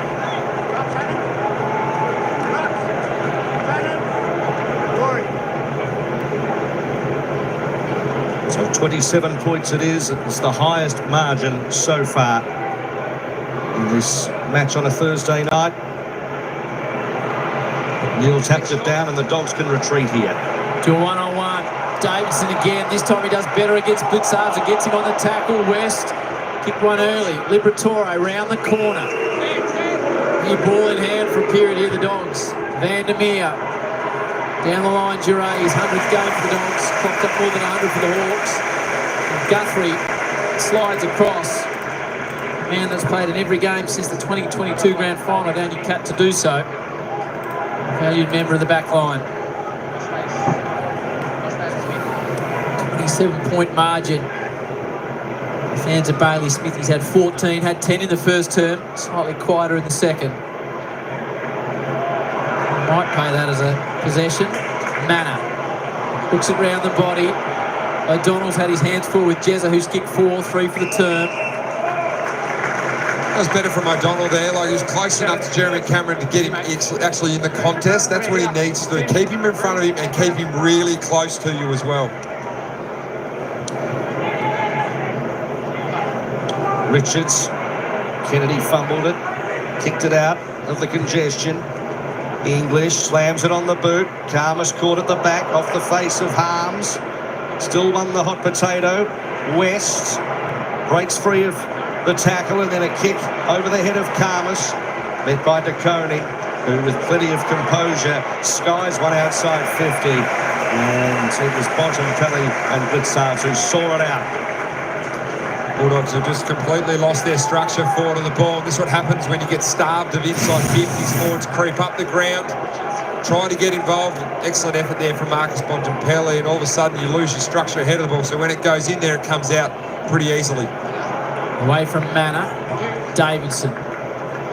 Hooks it, shallow entry inside 50. Stewart arrives, gets a fist on it. Humphries, Stewart immediately caught by Bontempelli, had no time. Yeah, that was smart by Stewart, Howie, because he knew the pressure was there. Just holds onto the ball, creates another stoppage, doesn't cough it up inside defensive 50. 12 disposals after a period out with that knee issue for Stewart. Even tries to bulldoze his way through. The numbers again, look, 3 tackling Tim English. They're not allowing that handball out, so they're trying when they can to congest that handball from the Bulldogs. English to space. Kennedy, Liberatore, a rare bit of space. English, McNeil, Baker. Johannesson overruns it. McNeil comes through again. Baker. Atkins with a clearing ball. Downfield, and there was 3 Dogs jumpers about to get the footy, and it's downfield in the way of Jezza. Same story for the Bulldogs, though. Handball errors, and it's coming from Geelong's pressure, which is currently 195 for the game. So Mullen streaming through the middle of the ground. Dempsey trying to use his body. Good battle with Dale. Couldn't quite pick it up, although he did eventually, and got a hurried little dinky kick away. Myers to Neil. The Neil goal is their 11th and his second. And against a goalless Dogs, it's getting a little bit ugly. Oh, it's very ugly, Hilly. That's what it is from the Western Bulldogs point of view, but from the Cats' perspective, it's brilliant. They've executed their plan perfectly in this first half. And footy, Chris Scott will be absolutely pumped with what they've been able to display so far. And it's all based off turnover, Jack. Yeah, 51 points from turnover, Jono.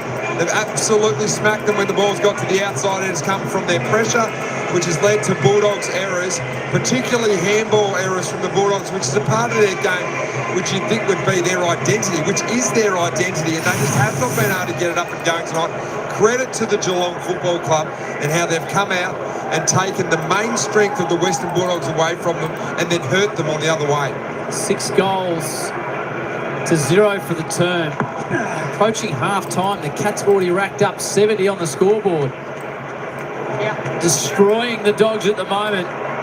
Liberatore won't give up at any stage.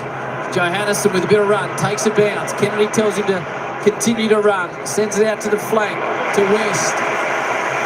Mullen, and then trying to get a hand on it. It was Duray, but it was fisted away from him. Stephen, then Bailey Smith just chasing through the midfield, and a sensational, desperate spiral there. That's what Hughes does. Hughes does that well, doesn't he? Just doesn't give up on the contest. He's always there. Most quickly did Hughes. Real athlete. Pole vaulter when he was growing up. Dempsey off the ground. English does the same. Atkins. Richards. Sanders with space. Harms. No space. Bontempelli doesn't need space. There's too much on it for McNeil. Guthrie provides a bit of pressure. DeConing, brilliant at ground level. Here comes Libber, burrowing through. Humphries, another clearance. Emphatic. Outside 50, only grabbed by Baker though. Baker with a real gallop and then kicks towards the top of the square. Up they fly. No mark. Bontempelli, last man standing, snap, and another opportunity missed, and he knows it. No, what he knows is he should have given the handball to Aaron Norton. Definitely. On the outside. He knows that he's made an error there, Bont, with missing that shot. It's starting to creep in. Even the good players. Bontempelli misses a handball to an open target, then misses that handball as well. Referred pressure. Lawson Humphries, his sister, designed the fantastic Cats jumper for Sir Doug Nichols rounds. Kennedy.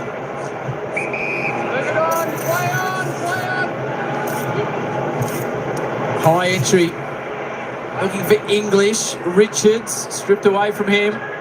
West has already kicked one. Doesn't need much space. Misses. So the big challenge for the Bulldogs in the second half is can they play another way? They've had their one wood taken away from them. They've had their sort of handball game taken away from them. Can they get it back, or can they play another way against Geelong? Humphries' kick was a little offline. Manor fumbled it, and Guthrie wrapped up, Brad. Howie, Jose Ramiro's listening to he? you. Yes, he's texting. Did he know he held the record? He couldn't believe it because he said he's always chasing my man. Quote, I don't remember kicking 2 goals in 8 games. In a row. In a row, Jose, come on. So Dale's long kick. Norton is a chance. He's a big chance. Throws his left slipper at it. He kicks his second and a little life for the Dogs late in the first half. And that is a snippet on how to do it just a little bit differently. It wasn't perfect football. It's not the run and gun and the neat handball that we see usually from the Western Bulldogs, especially off the back half. It was a hat kick forward, and it was Aaron Norton 1v2. And you've got to make the most of these opportunities when you are down by 2, 3, 4 goals, as the Dogs find themselves 5 goals even. Just to bring it back to 25 points potentially at half-time. It's a really big moment just to keep them in and around the game for all the dominance that Geelong have had, and they have dominated this first half, especially this second quarter. It's 25 points, and we know that the Bulldogs can score quickly. Breaker run of 6 goals for the Cats. Norton with his second. Jeremy Cameron's got 4. Bailey Smith's had 15. Kennedy. Here comes 16 for Smith. Spins it deep forward. Kneels at presence up forward. That's well done. Really good mark by O'Donnell. Laces out left foot to Rory Long, who's had some good moments. Gets rid of it to Frazier. They're getting themselves in a bit of trouble, but they get out of it. But a dominant term for the Cats. They kicked 6 goals to 1. They trailed by 3 at quarter time, did the Cats. At half time, they lead at 11-4-70 to 6-9-45. Bailey Smith, he's had 16 disposals, and that man, Sarah Jones, Jeremy Cameron, had 3 in the second term. He's got 4 goals for the night. What a superstar Jezza is. A supremely dominant performance by the big forward as the Cats take the advantage in Geelong. Jason Dunsall, David King and Joey Montagna. A really close opening quarter, but the Cats have kicked away. Yeah, and they're doing everything they want to do. They've stopped the way we saw the Bulldogs transition the ball last week against Essendon. They looked like they could control the movement from one end to the other. They've really struggled to move the ball one end to the other, in fact, tonight at all. Important late goal from Aaron Norton. I thought they desperately needed it, the Dogs, but right now I think Chris Scott's pretty happy. Yeah, absolutely. 70 points at half-time. Jeremy Cameron, Shannon Neal on screen there as well. He's been influential, but they're getting on the end of, I think, all the good work that the Cats are doing up the field with their ability, as Jason said, to turn the ball over on the Western Bulldogs, stop their transition, but then the Cats' transition itself, their ability to move the footy by foot and challenge the Western Bulldogs has been elite. It's seen them take 11 marks inside 50 from 28 entries. At the other end, the Western Bulldogs have only taken 3 from their 27 entries, and that goes to show the quality of the use coming forward. Just wanted to talk about Chris Scott. We wondered what he would do against this handball game.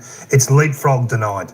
They're releasing off the forward. Their defenders are coming up, if you like, being really aggressive, charging at that leapfrog player and closing them down. I think it's been extraordinary, the pressure that Geelong have been able to put the Dogs under, particularly in that late first quarter, early second. 70 points is a massive half-time total for a side that's up against a team that's been so defensively sound this year. As we have a look at our Harvey Norman highlights and Jay Sace around the superstar forward Jeremy Cameron, he can do it all.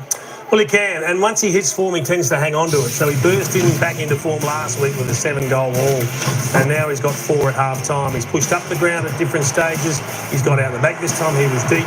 He's just been on the move. James O'Donnell's found it hard to stay with him, to read his leading patterns, and no one standing on the side of the mark there made it really easy for him just to run out and get the angle that he wanted, but he just continues to lead them a merry dance, and he's got the kicking boots on, so he might end up with another big bag, Joey. Yeah, he's still got more in him, but you can see how much space the Cats midfielders have got up the field, the way that he's getting his looks, because they've been able to turn the ball over through the middle of the ground, but he's got a bit more space now inside 50. There's no Patrick Dangerfield. We wondered how it would look now without Danger down there, but they've obviously targeted Jeremy Cameron. He's been at a focal point. He looks alive. He's moving well. Kingy, he's covering the ground, and we know this is what he can do. Oh, they're going to cash in the forward 50. It's just a matter of who's going to do it.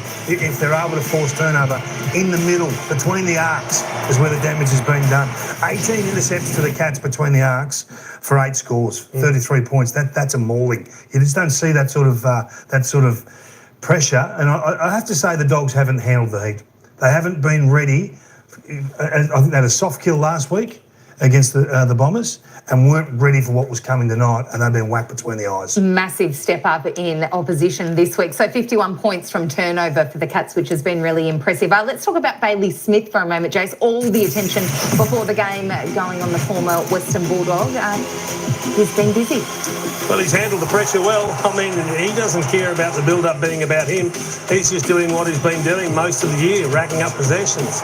16 possessions in the first half. He's got 3 clearances amongst it. He's getting involved in the scoring process. So he's loving life at the moment.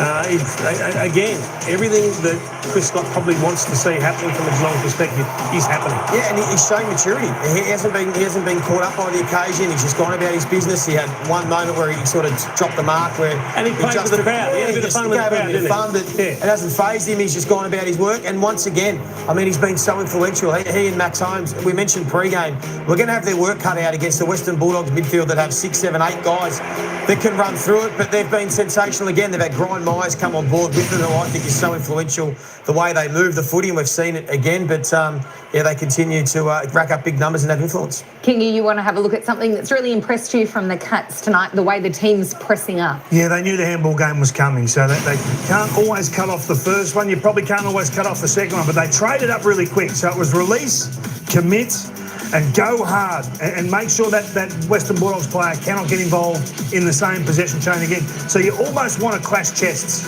and deny him any further involvement. And just look where they come from. They come from everywhere. They're all in sync. Release, commit, get there. And if you get there, didn't quite get there on that occasion, but it was a panic kick under enormous pressure. But when they did get there, particularly between the arcs, it was game over because they went back at them at speed, and that was where they were able to punish them on the score. But look at this, Chase. This is terrific. Yeah, the Cats coaches would love this. This is exactly what their DNA is. Game in chaos. Welcome to our speed game on the way back. Too many high floaty handballs that just invite that sort of pressure, and then when it comes, I thought they fumbled.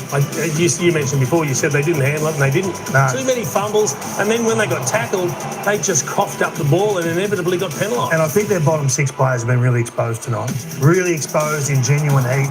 Yeah, when it's with Bontempelli, you feel really sure. When it's with Richards, you feel really sure. But there's a couple down the bottom of the charts where you go, oh, this doesn't look pretty. And what I've liked with the Cats' defence, we mentioned it a few weeks ago, when they get their best 6 back, so Tom Stewart's back, Jack Henry, these guys that have played a lot of footy together, the chemistry looks so much different to at other times when we've seen them look a bit off. So they've been able to all be in sync, and it's been a demolition so far. Chris Scott mentioned pre-game about Shane Mullen going into the midfield. How good a job's he done on Ed Richards in the first half, kept him to single-figure Kingy, numbers. you're really vocal saying that Chris Scott's the best coach in the game tactically. Do you think he would have really relished the opportunity to take on the team that everyone regarded as the best and the hottest in the comp? Well, it is. The last 6 weeks, best attack, best defence. I mean, you can't do any more than that if you're the Dogs.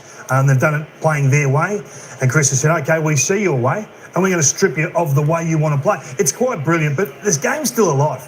It is only 25 It's only 4 points. goals. Yeah. And I think they'll look to get more width in their game than the other Dogs. OK, they want to release and come at us. Let's get some width in our run and get really expansive by hand. They've also got key players like Bailey Dale, Bailey Williams, that just haven't got any of the ball, and they all need to get involved. Game on. What can Luke Beveridge come up with in counterpunch? All right, we're going to head into the newsroom now. John Ralph, you have an update on an incident involving Luke Beveridge before the game. That's right, Sarah. So the Western Bulldogs relationship with Channel 7 has plunged to new lows after a confrontation pre-match between Beveridge and commentator Kane Corns.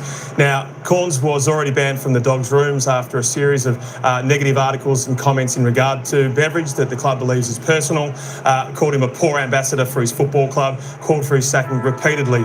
As Beveridge walks to a Fox interview with Cam Mooney there, you can see that words were exchanged there between Corns and also Beveridge. Beveridge let fly some expletives. People around the situation felt like Corns stepped into his space, and they're thankful that Beveridge did walk on. Corns said Beveridge was staring quite strongly at him, so he said, "G'day, Bevo," and it wasn't received well, was the quote from Corns. So the question here would be whether this is deliberately disrespectful and antagonistic, whether it was the time and the space for Corns to talk to Beveridge. Now, of course, we know that he has been banned there, so it'll be great for the Corns publicity machine, but I think Beveridge in a really highly emotional state in what he would believe to be a safe space pre-match, dealing with all all the issues that he was with the Bailey Smith saga, would feel like this was not the time and the place. Feel like potentially he'd been specifically baited by someone that this club had already banned with the 7 cameras rolling. So we will speak to Luke Beveridge. We'll ask him in the post-match press conference about that. Certainly an unnecessary and sorry saga that continues between Corns and Beveridge. Thank you very much, John Ralph.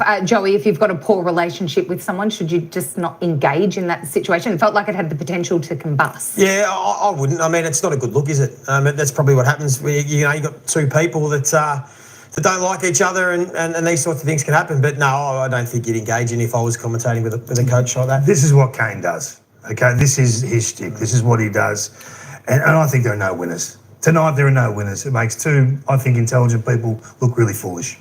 All right, we are going to take a quick break. Plenty more still to come. Thursday night footy on Fox, including the Round 11 blowtorch. John Ralph with all the hot questions to our team on a great night for footy. All right, there we go. It's half-time, folks. M. King, how you going? Bonal and Theo, welcome into the live chat. Good to see you. Good to see you. DXRKY team of Bulldogs fan, not going so well. Joey, how you doing? I tell you what, they're not going so well because the Cats, well, I tell you what, their pressure is, well, let's just say they've shut the game down for the doggies. The Dogs aren't getting their way to play.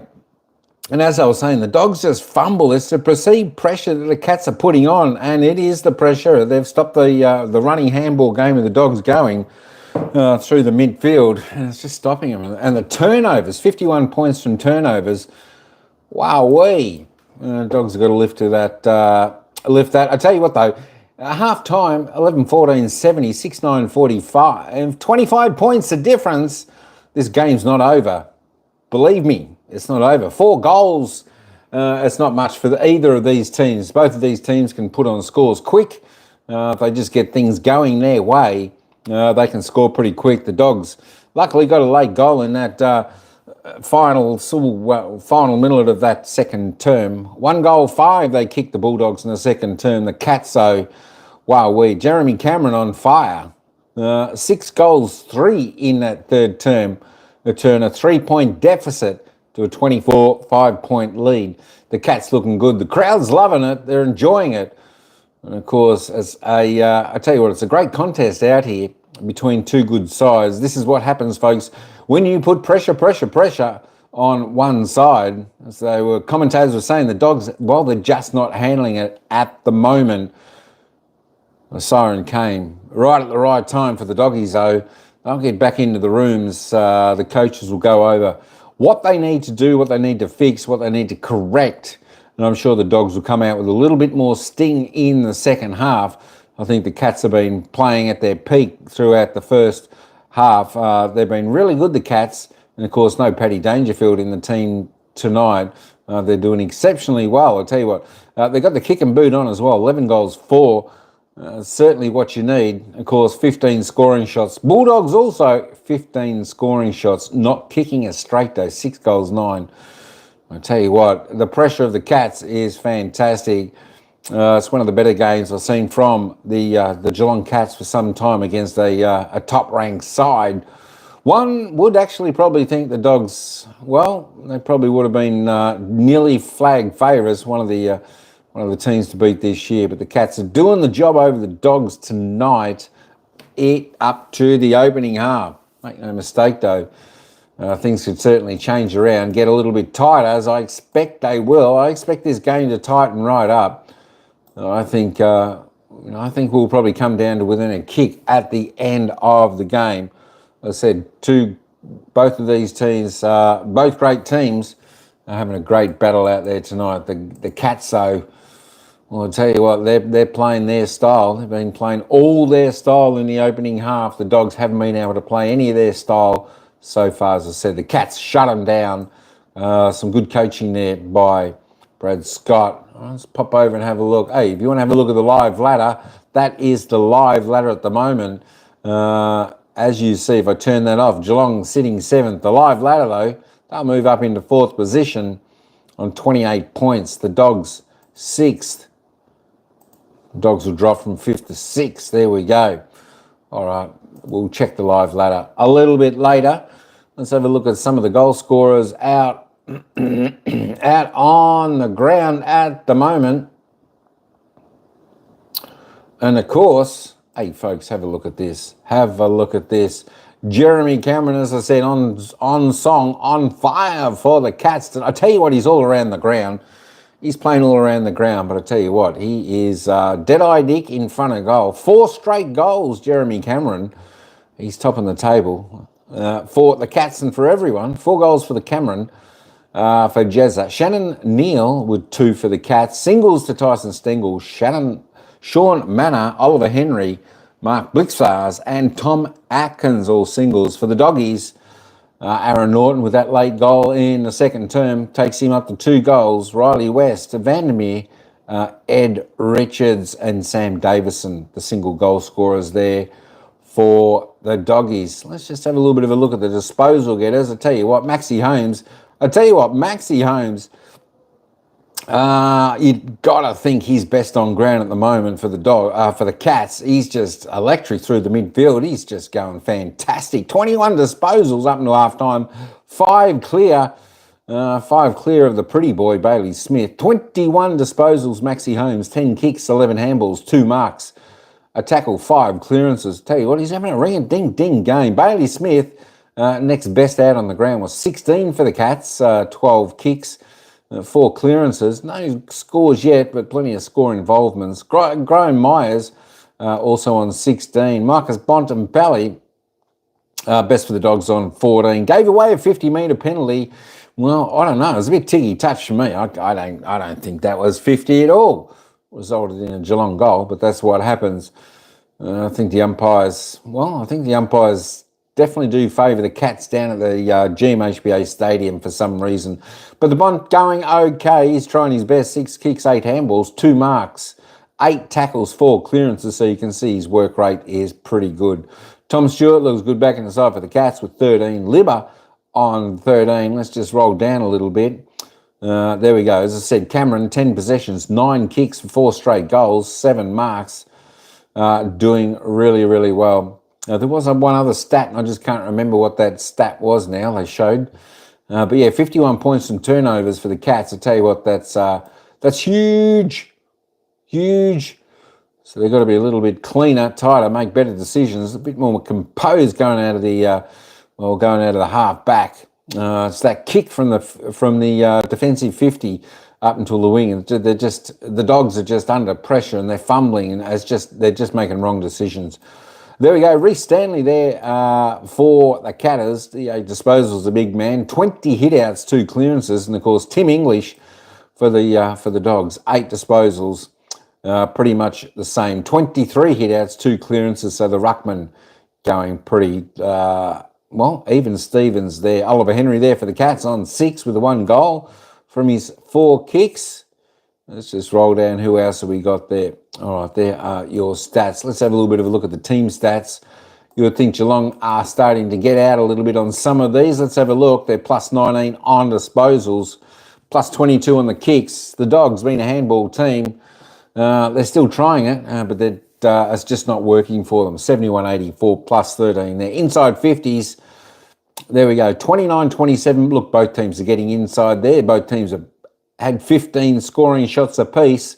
It's just the Cats, they're utilising inside 50 very well. 11 goals for 29 entries is fantastic for the Cats so far. Disposal efficiency, 71-69.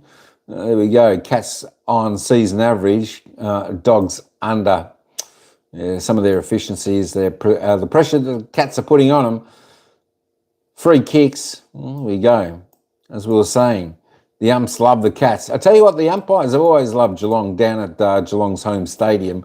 12-5. 12-5, plus 7 free kicks up until half time. Both teams getting around about 18, 19 free kicks average of us throughout the season so far. Only 5 to the Dogs at the moment. The hitouts, not too much in there. 26-23, plus 3 to the Dogs. The clearances tightened up. 20-21. Dogs plus 1, plus 3 in the centre clearances. You wouldn't expect it, but that's what's happening. And the stoppage clearances around the ground, +2 to the Cats. Possessions contested. Tell you what, she's pretty tough. 65-74, pretty close, and in uncontested. Turnovers, well, that's surprising to see. 27 to the Cats, only 30 to the Bulldogs. Wow-wee. So when you consider 30 turnovers from the Dog, it's cost them 51 points. That's what the Cats have scored off the doggy turnovers. Marks 52, 55. +3 to the Cats there. Marks inside 50 though. I'll tell you what, the Cats, they're making beautiful decisions, lowering their eyes, making space. Cameron got the ball on a dime. 11-3 marks inside 50. Contested marks, the doggies in front there. I like this figure though. Marks inside 50 gives the forwards, give the players a great chance to score. And of course, 13 is the season average, so they're just about already up to that, are the Cats. Well, tackles, both teams tackling pretty well there, 42-39. As I said, we've got a reasonably good contested match here. 3-8, doggies, a little bit more pressure inside 50. That being said, the Cats, though, they're just finding their space. They're getting their marks inside 50, so the Cats not really having to worry about tackling much inside their forward 50 at this present stage. We're only just a moment away from the bounce of the ball for the second half. Hey, let's head back down to the ground. Let's see if the Dogs can make a run and get this margin a little bit closer, or can the Cats pull away even further? That's the Cats by 25. Let's head back down to the ground for the third quarter. Their disposal, Jack, the way that they're handballing the ball forward, that's where the turnovers are being created, because the Cats forward pressure and not giving the Dogs an opportunity to be clean with their disposal. Yeah, too straight for mine. I think Luke Beveridge would have been talking about their skills going forward. Straight invites the pressure, so they've got to go off the line. We know they've got so many damaging half-backs and run from half-back. Get off the line, angled handballs, wait for the trailer, the player behind, to catch up and use that to get through rather than trying to go straight through the Geelong defence. So Dogs by 3 at quarter time, Cats by 25 at the main break. Up they go. Smith, kick along the ground, rolling ball, overrun by Myers, won by Johannison, given to Bontempelli. Long penetrating ball inside 50. Karmas with the fist in the end. McNeil out to Sanders. Bontempelli gliding through. Low ball to Karmas. Well, we wanted Marcus Bontempelli to handball one previously in that second quarter. Late in that second quarter, had a couple of options on. Here he could have blasted away, but he saw Buku Karmas out the back and just glides through 50. And you can already see here, angled handballs, get the receiver out, and a very good kick from Marcus Bontempelli. So as the night has progressed, no real change in the conditions for the set shots.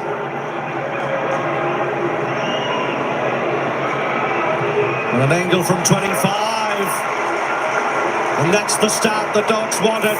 59 seconds and they're on the board with a 6-pointer. Well, it was fast from Bont, and he was the one who stood up, and he's actually celebrated that kick to Buku Karmas to try and motivate his teammates to get going early in this third term. Involved twice, and this is the most important one.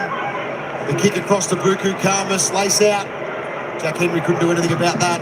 That's important there from Buku Karmas as well, just to get across and create that ground ball. We know they're elite at ground ball. Riley West, best player in the competition, forward 50 ground ball, but it gives them the opportunity. And I'll tell you what, how big was that Aaron Norton goal with 50 seconds to go in that second quarter? Just got them a little bit of momentum going to halftime. You come out 50 seconds into the third quarter and you get another one, and it's only 19 points already for the Dogs. 2 in a row for the Dogs. They bring it back to a 19-point margin, as Jack said. Kennedy, Smith stopped the hand pass going forward. English puts himself in. Blitzarth rips it out of his hands to space. Ray applies the tackle, given high. Not sure. Guthrie forced to kick quickly. Cleary stands and does well. He didn't know what was coming. Not his best effort by foot, though. He saw the score from turnover that's killing the Dogs. Could go against them here. Williams, no room with close. Yeah, just to let that initial pressure get out there. Cleary was a That is not a dangerous tackle. That is a poor decision by the umpire. If you don't play the one on Kennedy earlier in the game, which was worse, then you can't pay that. Stengel. Smith. Got him. Got a headband again as well there, Bailey Smith. That's better for the Dogs, bringing the pressure game. That is what Geelong did to them in the first half, turning the tables early in this third quarter. Liberatore looks to the middle, nothing on. English. Norton stayed down.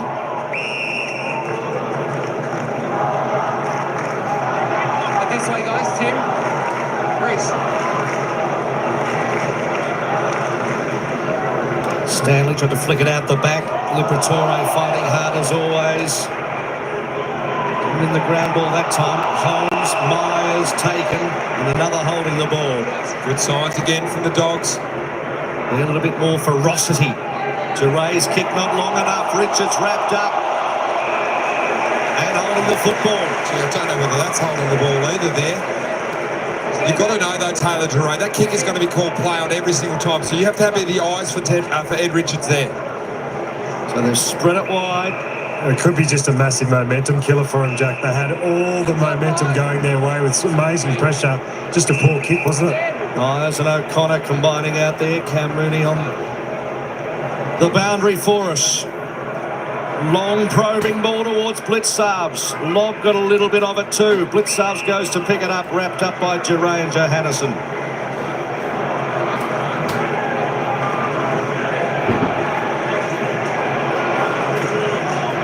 Stanley fists it down. Manor grabbed by Kennedy, but he was held without the football. And Manor can go back and look for his second. That one was there. That was a beautiful tap out of the ruck. Just held without it. Didn't take clean possession.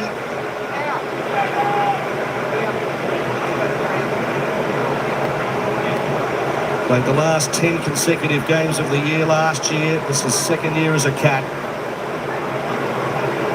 And proving to be a real live wire. Looking for his second, check side and drills it. Back to 25 points early in the third term. He's had an excellent year.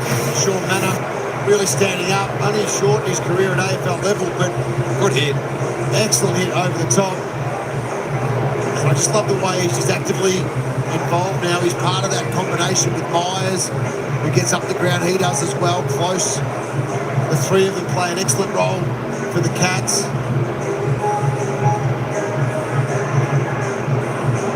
It's a nice finish as well, Jack. It is a good challenge here for Tim English, rucking against Reece Stanley, beaten there. That's on Tim English, that shot on goal. Reece Stanley beats him at the forward 50. Closey and Bramble, the unused subs. Which Duncan having a rest in his 300th. Seventh Cat to get there. Big clearance to be won. Smith, Kennedy, Smith.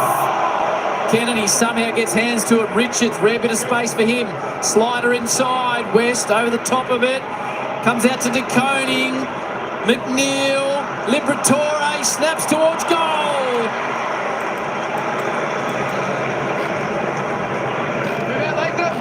Another chance goes begging for the Dogs. 7-10, they're racking up the behinds.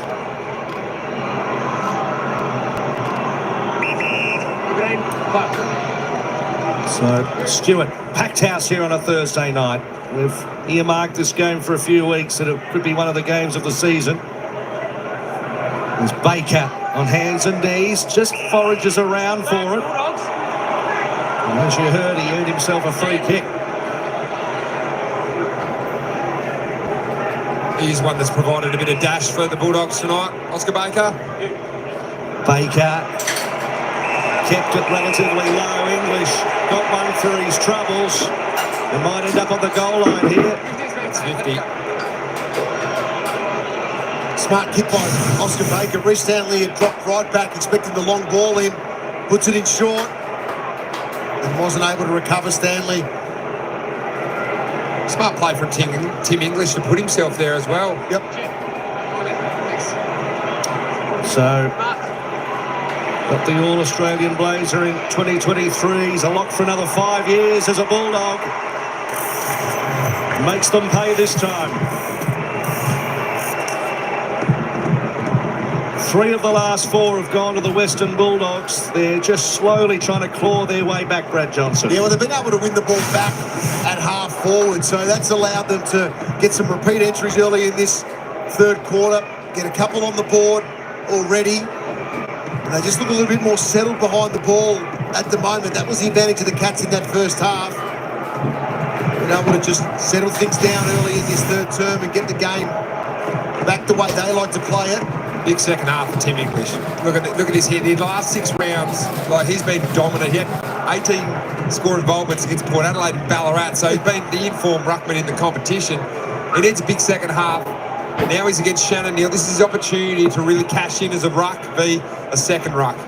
Wins the tap perfectly to Richards, Mullen, Bont, left foot, out wide, McNeil, Humphries with the fist, Frazier overruns it, Bonapelli taps it in that direction, Manor, forward hand pass, Flettery sees the line. So the Dogs by 3 at quarter time, Cats by 25 at half time. Kicked 3 of the last 4 though, the Dogs, to bring it back into a manageable 3-goal margin. English is winning the ruck. Richards does well to pick it up under extreme pressure. Harms breaks 1 tackle. Comes back inboard with a Piercer, turned it over. Into the hands of Myers, which is trouble. Turnover now. Duncan, high ball. Jezza, lob.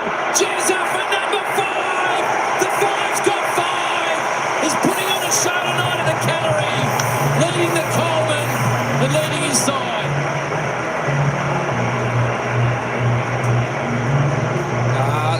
51 points in the first half from turnover.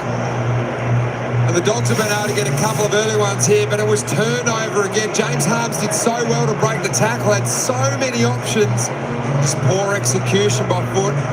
And it's one thing the Cats have done to the Dogs tonight is hurt them on turnover, and straight away they knew to take the ball out the side of the ground there. Jeremy Cameron, this is so crafty. He knows he can't mark it, so he just protects the space. He's going to drop in and runs into it. It's his MO. He does it better than any key forward in the competition, knowing that if he gets the back space, you will not catch him going back to goal. And that is goal number 5 from Jezza. Off the back of 7 last week, Jack, because he was the Coleman medalist in 2019 and runner-up in it last year. Leads it at the moment. Neal in the ruck, pats it down. English goes loping after it. Couldn't quite win the football, but progressed it a few metres. Neal takes it to ground. It'll be a ball up. See Cameron leading the Coleman there ahead of Ben King and Jack Higgins at the moment. A pinball as Neal off a step round the body, but taken by O'Donnell. And they find some angles on their offence here now. Johannesson and Cleary. Leaves D50, spots a man in Harms up against the boundary, but Matt Henry with some ferocity coming through and diffused it. This is what we're talking about with Jeremy Cameron. See how he just makes early contact there because he knows that he's got Rory Lobb beat out the back. All he needs to do is just body him up and run onto it nicely.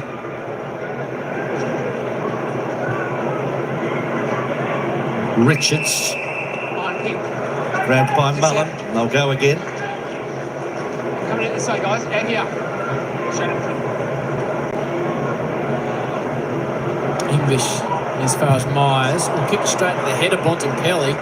Man to me, he doesn't stop Bont. Sends it inside 50. West's caught behind.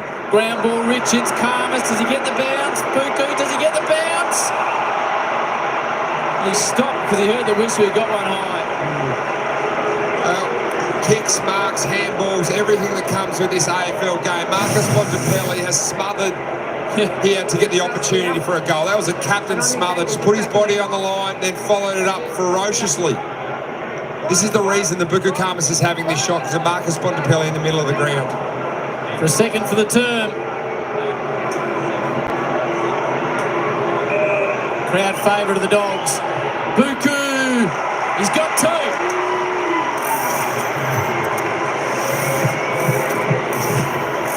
Well, he's worked really hard, Buku, on his set shots and his snaps. He looked really composed and calm in that situation right there. But it's off the back of the skipper, who, once again, was heavily involved here. A big smother, pushes the ball forward, backs up again off Vandermeer, just gets the ball inside 50 to a dangerous area.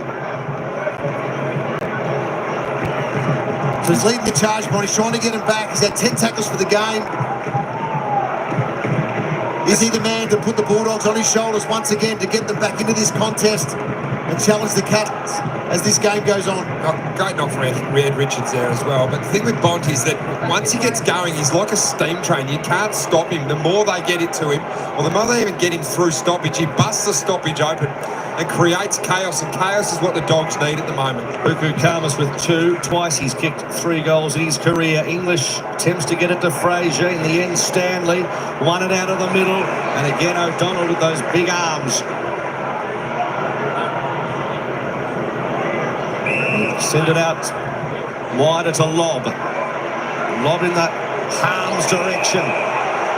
Now points Duncan this time.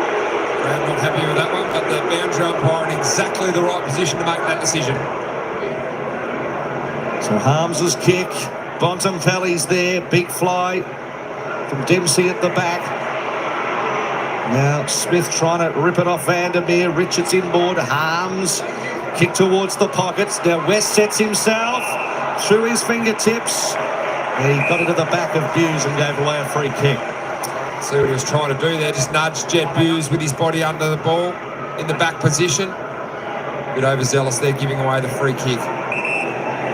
Hughes coming up for his 6th disposal. On the left, looking for Stengel. This comes from Dure. Ball stays in momentarily. Like how Chris Scott spoke about Riley West pre-game. He was focusing on the midfield and the midfield dominance, but mentioned Riley West, and with Hughes and O'Connor down back, they've really set a couple of players for certainly a player that Chris Scott thinks is an important part to the Bulldogs forward line and football club. 8 disposals, 1 goal, 1 for Riley. Mullen, Manor, right foot, Cameron's out the back again. Henry's chipped in though. There's men out. Neil wants it deep. Goes in that direction. Now here comes Dempsey. Dangerous. Not as dangerous as Neil though. The big frame bursts through the pack. He's getting more and more confident, isn't he, Neil? Every time now that he gets the contest, he's really beaten in the air. It comes to ground, or he's starting to take these contested marks. It's well done by Henry. Got it in there quick. The space was there. The pure jump up against O'Donnell. It's a big grab. 203 centimetres. The weight's not listed in AFL anymore, but be up to 100, you would think. Big Shannon, number 33, strikes it nicely. Good answer from the Cats. He's got 3.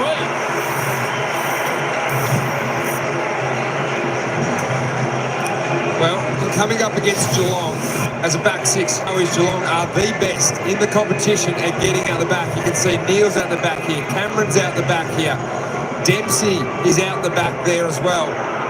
They pry on turnover and they react better than any team in the competition. As soon as they sniff a turnover, even before it's happened, they are anticipating that the ball is going to be turned over. They are out the back.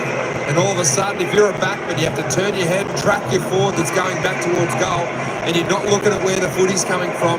You can see all the Bulldogs players here turn their heads. They've got to start looking at their opponents. Tracking back, they can't keep their eyes on the ball, and that's how they get exposed out the back. The Cats are the best team in the competition at doing it. Stanley bundles the ball towards half forward, met by Williams. Kennedy has a few Cats to beat. Karmas, Dale's there. Baker receives it and then tucks it under the arm. Goes for a run, kick inside 50. No Mark Vandermeer, had his arm held. Coming through Norton, dinky little kick in the Davison direction. Vandermeer effects a crude tackle. Tacoming comes up with it. His kick leaving 50 is a worry. Giray got his fingertips to it. Stengel, that was clever. Over the top to Mullen. Here they go again, the Cats. Look at Holmes go. He's in a panic. He's had 2 bounces, 3 bounces. Thinks about the big sticks from 48. Set sail for home. And listen to the fans. They are going off at GMHBA and why not? Max Holmes with an absolute beauty. Superb. How good was that? Awesome by Max Holmes. Even better by Tyson Stengel to set that up with an unbelievable handball over his head. And this is the risk you run, Jono. If you want to go for the mark, you want to catch it. Taylor Giray was the player that read it perfectly. Should have spoiled it. Then Tyson just got it nicely out the back there. The little wombat. He loves the little handball over the top. Have a look at this. It gave his goal of the year. I'd be up there. Have we just witnessed goal of the year here at GMHBA, the cracking Thursday night game of footy? We took it on centre wing, Jack. It was cruising as well. Absolutely cruising past Cam Mooney, who had front seats there. Reminded me of a young Brad Johnson running down the wing. Yes. Just smooth, wasn't it? So they've got all the answers again, the Cats. Now they've kicked 3 of the last 4. Back out to 30 points. Tell you what the biggest problem for the Bulldogs right now is, guys, is their ability to stop Geelong, as we've said it just then. Those half-back, they're just scoring willy-nilly off the half-back line at the moment. Giray up and under centre wing. West has given the free kick up to O'Connor. He's rattled a little bit in the air. Riley West just sort of scrambling, trying to get the back position, being defended well by O'Connor on this occasion. Has been abused this night as well. Mullen, piercing ball. Guthrie doesn't let him down. Oh, gee, he was nearly off. Dished it by hand anyway. Stengel, 50 out. To the pocket. Cameron threw a hand up. It was a wobbly floater inside. Probably had a couple of easier options going inside 50 there. Tyson Stengel broke 50. Dempsey was on in the pocket, decided to have the shot.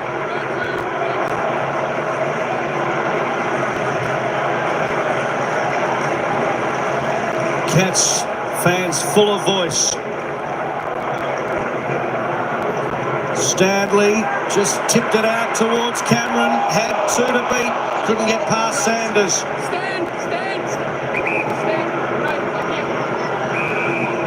So as the umpire sorts them out, Sanders was the last man to grab him, and he takes the free kick.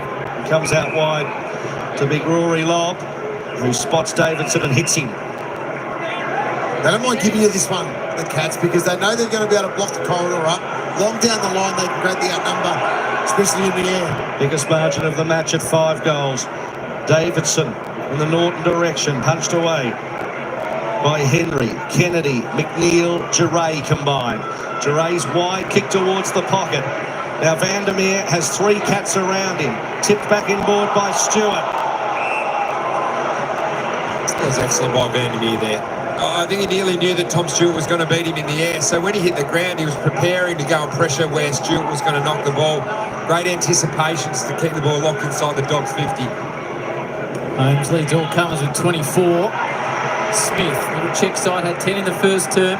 He's up to 18 now, is Bailey.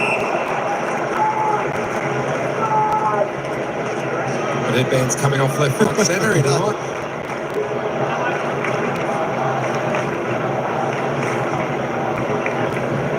Smith, quick hand pass out of the pack. Giray still to replace the headband.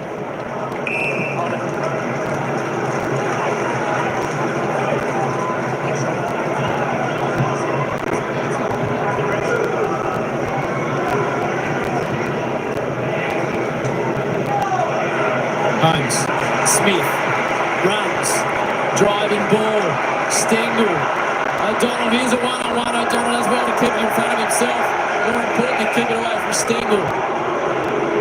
It's better from O'Donnell there, playing on the smaller forward. This is Max Holmes' goal. Lazy 4 bounces down the wing here at GMHBA. Broke 50 and then went bang. Beautiful finish. I'm calling it a goal of the year. English down to Sanders in mid-air, got it down to Richards. In close quarters, squeeze the kick out back towards the middle.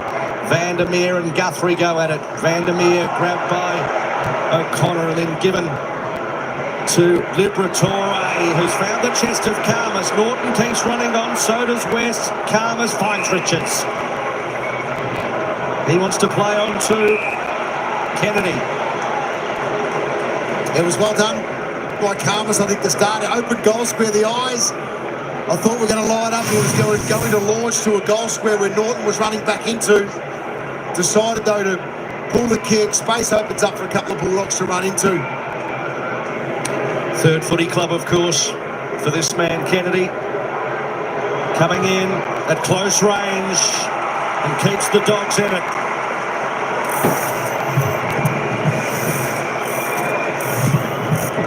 Slinging around the Dogs, aren't they? Game threatening to break open again to Geelong, but the margin gets back to 24 points, and the generation off half-back, Vandermeer involved, just the ability to pop it out there to Liberatore. It was really important by Karmas, though. He was stuck there in the front, got to the back on a very good defender in Jack Henry, and then didn't panic. And this is really important when you get on those fast breaks, that you don't panic, you remain composed. Ed Richards as well gets back, makes that goal just a little bit easier for Matt Kennedy. And they're just hanging around at the moment. Need to get the next sort of couple to get it back to a couple of goals in these last 6 minutes of the third quarter. Cats have won 9 of their 10 last quarters. The Dogs 8 of their 10 last quarters. So still some serious footy to come. Williams with a bit of space. Here they go forward again. The Bulldogs driving ball. West flies. Big fist comes from behind. Harms needs to be clean. Sanders back to Harms. Loops it to space if anything. West attacks it as he does. Gets away from Smith. Just Sanders. Falls to Williams. Hand pass. Liberatore. Another hand pass. Richards. Can they finish? All down the line. Buku. Two Bulldog players are standing on the line, waiting for something to happen. In the end, it falls in the arms of Karmas. You live and die by the sword with the handball game. There was a couple of opportunities nearly there for the Cats to turn it over, but the sleek hands from the Dogs got it through. This is a big moment, a big kick for Buku. He's got a couple for the turn. Jammed into the pocket. They come at him now. Swings it round the corner. Just offline. Got to make the most of your opportunities. 4 goals down. That's right, Jack.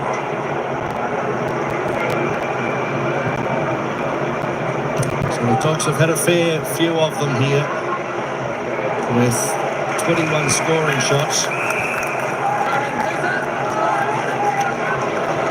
What have you seen, Brad, in the 15-20 minutes we've seen in this third term? What have the Dogs changed to try and turn this around? Oh, they've been better with their ball use. It's been a lot cleaner in this third term. The game's starting to open up a little bit. They've been cleaner in space. Stanley, and then off the boot of Manor. Interesting, John. Bontempelli got off the chain very early in this quarter. Now Blitzards looks to be running with him for the rest of this quarter. It's a good pickup, Moons, because Bont was the one that looked like he was bringing the Bulldogs back into the game.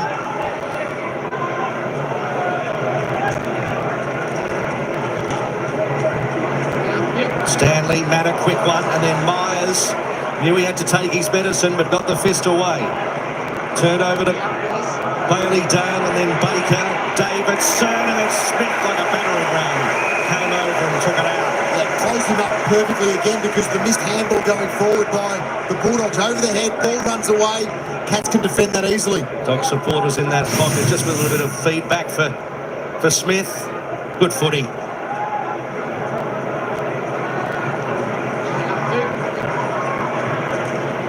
Davidson collects it to Lob. Touch ball won't be a mark. Stanley went up high. Smith won it.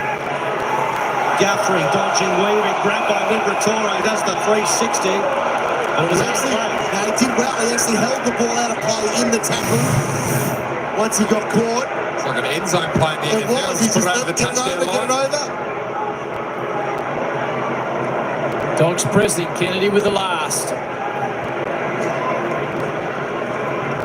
Stanley, English, Richards. Kennedy Kennedy somehow to Libber. Out in front of Richards, who's starting to get busy in the third. Stewart, here comes Buko! Big fly from Karmas. Crowd and Jack Revolt on their feet, but the mark's not taken. Nearly jumped out of the comms box there. That was Jack in a box. Oh, that was unbelievable, Buko. How high he was. That was Leaker Lear territory from last year down here. Stengel out to Humphreys. Kick back into the middle of the ground. Real wrestle here. Henry and Baker came to Manor, just slammed it on the boot. Only two people home inside 50. Cameron and Lobb.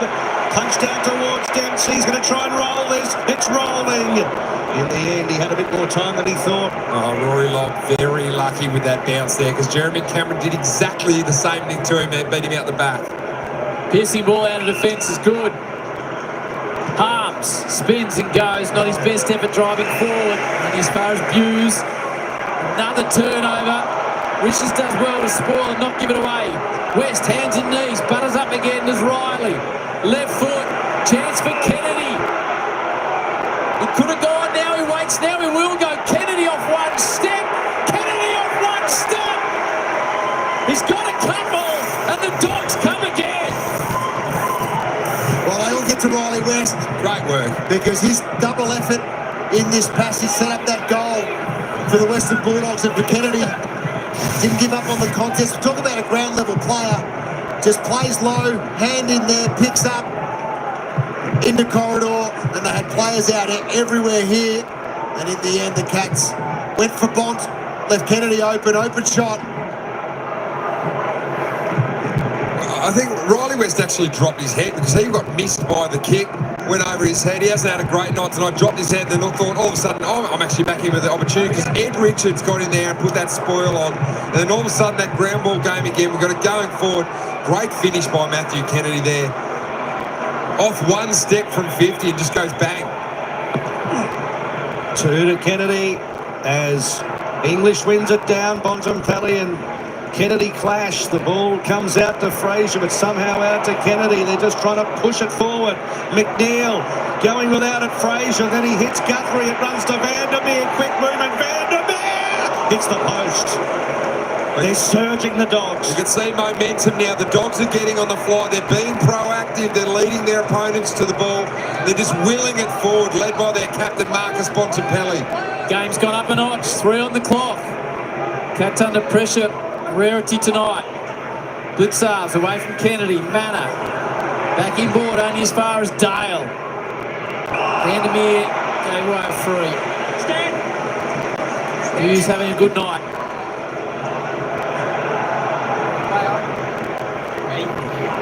Just the distance. O'Connor. Smith coming up to his 22nd disposal. He's turned it over though. Libber would love to take it the other way. Libber sends it forward. Two big misses, Dogs. Came from a smother again. Aaron Norton, who hasn't had a great night tonight, just doing a little 1%er, but just love to have seen Libber just drop that one off. There was an easy 15-metre kick going inside 50. He just didn't take it. Stewart out to Smith. This will be interesting. Luke Beveridge going past Bailey Smith there. Smith's kick. Cats had the numbers through the fingertips of Stanley, Neal and Jarray. It's a hot football to win at the moment. And out of play with 2:09 left on the clock into this third term. You're admiring the pipes on Luke Beveridge pre-game, Howie. I was asking him how much time he spends in the gym, but he said it's all about swimming, Jack. Out in the bay. Bit proppy, the security guard, it must be said. They've had to run a long way, haven't they? Out to Stanley, who just skies one towards half forward. Neal, or it could be a crucial drop. Jarray, then Dale's got a little touch of the fumbles. It's Precious City at the moment, and then his kick towards the ground level of Kennedy. And in the end, out. We also put it to the coach who'd win the arm wrestle out here, and Adam Kingsley, but he thought Kingsley by the length, he said, in Luke. So true centre wing. It was 30 points at one stage in this third term. It's back to 16. Stanley ripped off it. It's the free kick.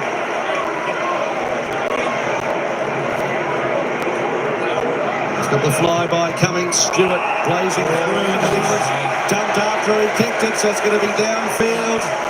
It was always there. A little bit of niggle too with Norton, English and McNeil in the middle of the ground, and the free kicks going to Cameron. Tim English was angry because he thought he was holding the ball on Stanley, so therefore lets his frustrations ball over here, puts the body on Stewart, late hit, downfield free kick. Stewart made sure the umpire saw it though. You love these ones as the forward. You've done no work and you've got a shot on goal. You beauty. So he's the right man to take the free kick. He's looking for number 6. And that's how a professional does it. Easy as you like.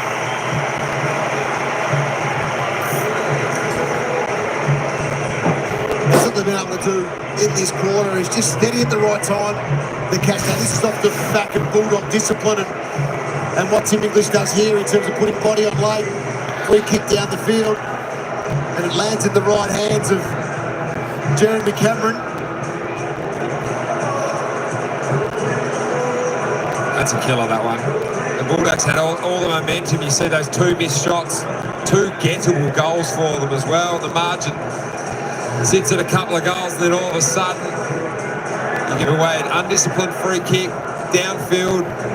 Arguably the best set shot at Geelong gets to go back and slot his 6th, and the momentum just swings completely. Back to 22 points, deep in the term. Clearance all important here. Smith, Richards stops him progressing. Liberatore sniffs out the Sharon. Fraser wobbles one forward. Dogs need a mark. Harms has had a good turn. Richards has as well. Number 1 rated player on the ground in this term. Kennedy's kicked a couple, back by hand. Here he comes, Richards into space. Fraser with a hurried spiralling snap. It might work out if it's got the legs. Inverse barrel, home.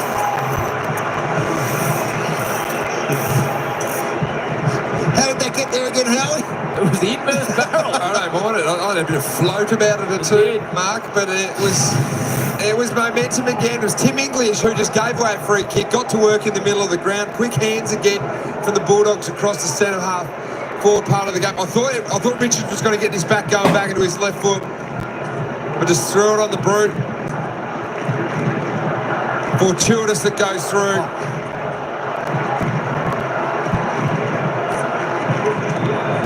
The Bulldogs just hanging around. He didn't want to get distance on that, Jack. It just kept going, didn't it? Kennedy and Richards, 2 names we've said a lot in this 3rd term, have been pivotal, so it's back to 16. Remembering it was 25, the margin at half-time. Don't touch that dial. English goes after his own work. Stanley, careful not to give away a free kick. Liberatore to Dale, long ball inside 50. Have they got another one in them? West has got the football from 30, looks for Burko, almost had him, off the ground, it's a goal, Vandermeer with 1 second to go, and the siren, he's kicked 2, and there's 10 points in it. Well, we have got a blockbuster on a Thursday night. As we head to a break, it was the Dogs by 3 at quarter time, the Cats by 25 at half time, and it's back to 10 points. What a quarter from the Dogs. And don't forget, tomorrow night on Fox Footy, Dream Time, Essendon v Richmond on your home of footy, Fox Footy. Wow.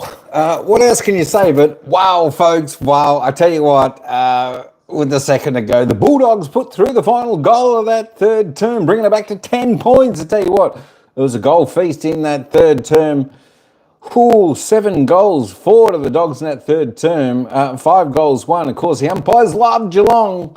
That's how Geelong got their last goal. It was a throw-in. The Geelong ruckman took possession. English tackled him. The Cats man dropped the ball and it was called holding the man. English then put a late bump on, caused a 50. I don't know how that was a free kick to the Cats. Umpires doing everything for the Cats to win this game. Make no mistake about that. Important decisions. And the Cats have got a couple out of it. Wow, 10 points. Can you believe it? Oops, Dogs are coming. I tipped them. Tell you what, if you tipped them, you want them to come. And tell you what, 60% still say Geelong are going to win this in our poll vote today. Tell you what, the dangerous thing, definitely hold, exactly, if they take it out of the ruck and they drop it, it's gone. It's not holding a man. It's gone. It's ball. That's what I think too. So Geelong got that.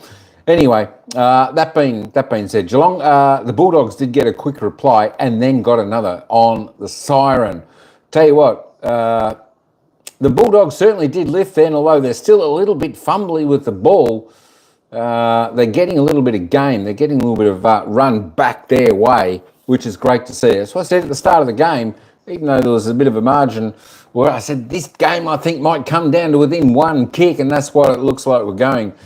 I tell you what, Geelong have been playing probably as good as they can be, and that's a scary bit for Geelong, because the Dogs are within 10 points who have had, well, not really much momentum in this game so far. They've just been fighting and tussling and struggling. But, I mean, as you can see, 13-13, 91, 26 scoring shots, trail by 10 points, 16-5, 101. The Cats taking their opportunity when they can. The Dogs missed a couple of easy ones, hitting the post in that third term, which could have brought the score as well pretty much would have been pretty much level if they had got those 2 goals they should have got. I'll tell you what, folks, don't go anywhere. We are in for a ring-a-ding-ding of a final quarter, and it's only 2 minutes away. Can you believe it? 2 minutes away. Oh, I tell you what, all right, hey, let's just quickly duck over and have a look at the goal scorers, because Jeremy Cameron put an extra goal on there. There we go. We've got plenty of goal scorers in the match. Jeremy Cameron leads away with 6. Shannon Neal with 3. These are all for Geelong. Sean Manor with 2. Tyson Stengel, Holmes, Henry, Blixars, Atkins, all singles. For the Doggies, Vandermeer leads away with Norton with 2. With Karmas and Kennedy, West, Richards, Fraser, English, Davison, all singles. There we go. Just a leading disposal getter before we head back down. Whoops, Maxie Holmes, 25, only had 4 in that quarter. There we go. Bailey Smith on 24. Liver starting to lift his work rate. He's leads the way for the Dogs on 23. Richards, 21. Kennedy on 20. Hey, we'll cover a little bit more of that later on. Look at this Wern, though. She was a tight battle early. Then the Cats got well and truly on top. It was a real tug-of-war here.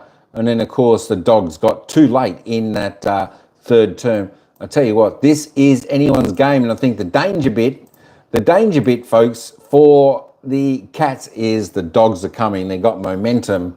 They got belief now, kicking those final 2 goals of that third term. Oh, yeah. All right. I tell you what, that's enough of me. We want to get back down to the ground, because this is anybody's game. Hey, good luck to you Geelong supporters out there. Good luck to the Bulldog supporters out there. And good luck to those who tipped either team. Eddie G's going for, of course, the Doggies. Cameron kicks 10. They win. Yeah, I don't know whether he'll kick 10. He kicked 5 in the opening half. He just kicked 1 in that third term, which come off while... let's just say a free kick that shouldn't have happened. So he should have been scoreless in that third term. But hey, he's a good chance. But tell you what, the Dogs' tails are wagging. Tell you what, they're chasing the Cats hard. I tell you what, this is going to be anyone's game. I can't pick it, but I'll still tip. I'll still go with my original selection. That's the Dogs, even though they've been trailing pretty much the entire game. I think they're going to take the momentum into the final term. But I tell you what, Cats have done nothing wrong. They played exceptional football. All right, hey, that's enough from me. Hey, good luck to both sides. Let's head back down to the ground, and that'll take us into the final quarter. Where's the Cats by 10 points? 5 score involvements, 5 clearances. He was unbelievably instrumental in this comeback. And you got to remember, guys, Geelong coming off a 5-day break last week. So have they got the legs in them to run this game out? We thought the Bulldogs were going to keep coming, and they look absolutely flying at the minute going into this last quarter. I think it's going to be an enormous effort for Geelong to hold on from here. I think the Bulldogs have got all the momentum, boys. It's a big call, Moons. They've won 9 of their last 10. Playing here at home, we are setting up for what's going to be a fascinating last quarter. That man on screen there, Bailey Smith's been fantastic with 24 disposals tonight. Max Holmes, 25. You'd think they'd look to their two stars in the midfield to get them back on track. The Bulldogs dominating that third quarter. That man on screen, 6 goals already for Jeremy Cameron tonight. Can he kick a big bag to finish off here for the Cats? Big game, big moments in this last quarter. We're going to see an absolute cracker. So as we kick off this final term, there's been a sub made. So Cleary is off for the Dogs. So that's a tactical sub made as Bontempelli has the first kick of the final term. Long ball in the Norton direction. Fisted away by Decoding. Holmes was looking for O'Connor, a bit hot for him, has a little bit of work to do. Then to Humphrey, who just probes it out towards Myers and out of play. So that means that Lockie Bramble will be out there now for the Dogs. What an arena to enter with the game 10 points down in enemy territory and charging the Western Bulldogs. Richardson and Smith stand beside each other. What a contest that could be in the last term. Liberatore imposing himself. Bailey Williams gets around Atkins and manages to keep the ball in, takes a bounce. The Cats thought he was out of bounds. Big fly from West. Norton applies the tackle. Well, Joel Frazier was about to just fall into his lap there. Opportunity here for the Bulldogs. You know, they're a good forward 50 team. Holmes has got the big job on Bontempelli. English was a late arrival. Here's Richards. We heard about his third term. What about the start of his fourth? 3 in a row for the Dogs. 2 for Richards. And we're back to a 4-point margin in the blink of an eye. Well, this is their specialty. Scores from clearance. The way they set themselves up. They've got so many dangerous players. They can win the ball around the contest. And this time it was Ed Richards who makes the most of his direct opponent of playing on Bailey Smith on this occasion. Able to drags the arm, gets away with it. Snap on the left. Good finish. He's got to defend the left foot there as well. Force him onto his right. You can see just that step back inside. And he's so good at just getting hand to foot and getting an angle in terms of snapping it around nearly over the top of his shoulder. Great body work. So back to 4 points, the closest it's been since early in the second term. Richards with a couple. Game on. English wins it down to space. Smith off the ground. Liberatore out to Davidson. Davidson gives himself a little bit of room, was looking for Frazier. Duncan, his landmark game. Handball fumbled by Stewart. In fact, Atkins got it in ball. Taken in a tackle. His blitz halves. They go to ground. It'll be a ball up. Great technique there from Richards. Well, came in behind him. He can give away that sort of free kick in the back, but just rolled him perfectly. Stanley. Manor couldn't quite pick it up. Davidson over the top. It was a great call, Hilly, on Mitch Duncan. Can the Cats dig in for their champion, their 300 gamer? Get him a win in his big milestone. English. Down it goes. There's Bramble's first touch. Subbed on. As Jack mentioned, what a time to come on as well. Vandermeer, little 9-iron. It's a high one. Harms couldn't quite complete it. Humphreys grabs it. He's grabbed by West. And it goes over the boundary line for a throw-in. So Neil kicked his second late in the first half. The Cats got out to 33 points. They got back up to 30 in the third quarter, but the Dogs have kicked the last 3. 4-point margin. Everything you wanted on Thursday night football. English, Stanley, Bontempelli, McNeil for the lead. Another poster for the Dogs. Oh, that handball from Marcus Bontempelli is a look away over the opposite shoulder, knowing exactly where his teammate was. Incredible. I think that's 3 posters tonight for the Bulldogs.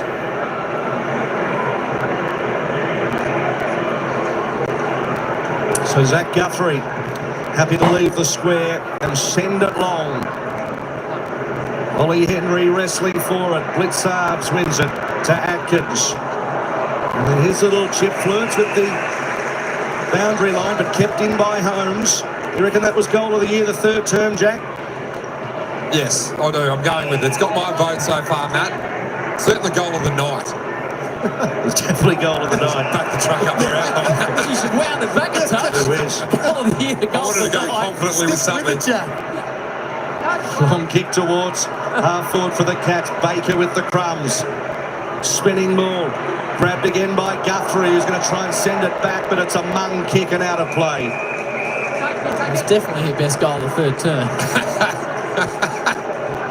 It's the best goal that Max Holmes has kicked tonight, all right? Let's go with that as an absolute certainty. But the Bulldogs just need to make sure they don't lose their composure here.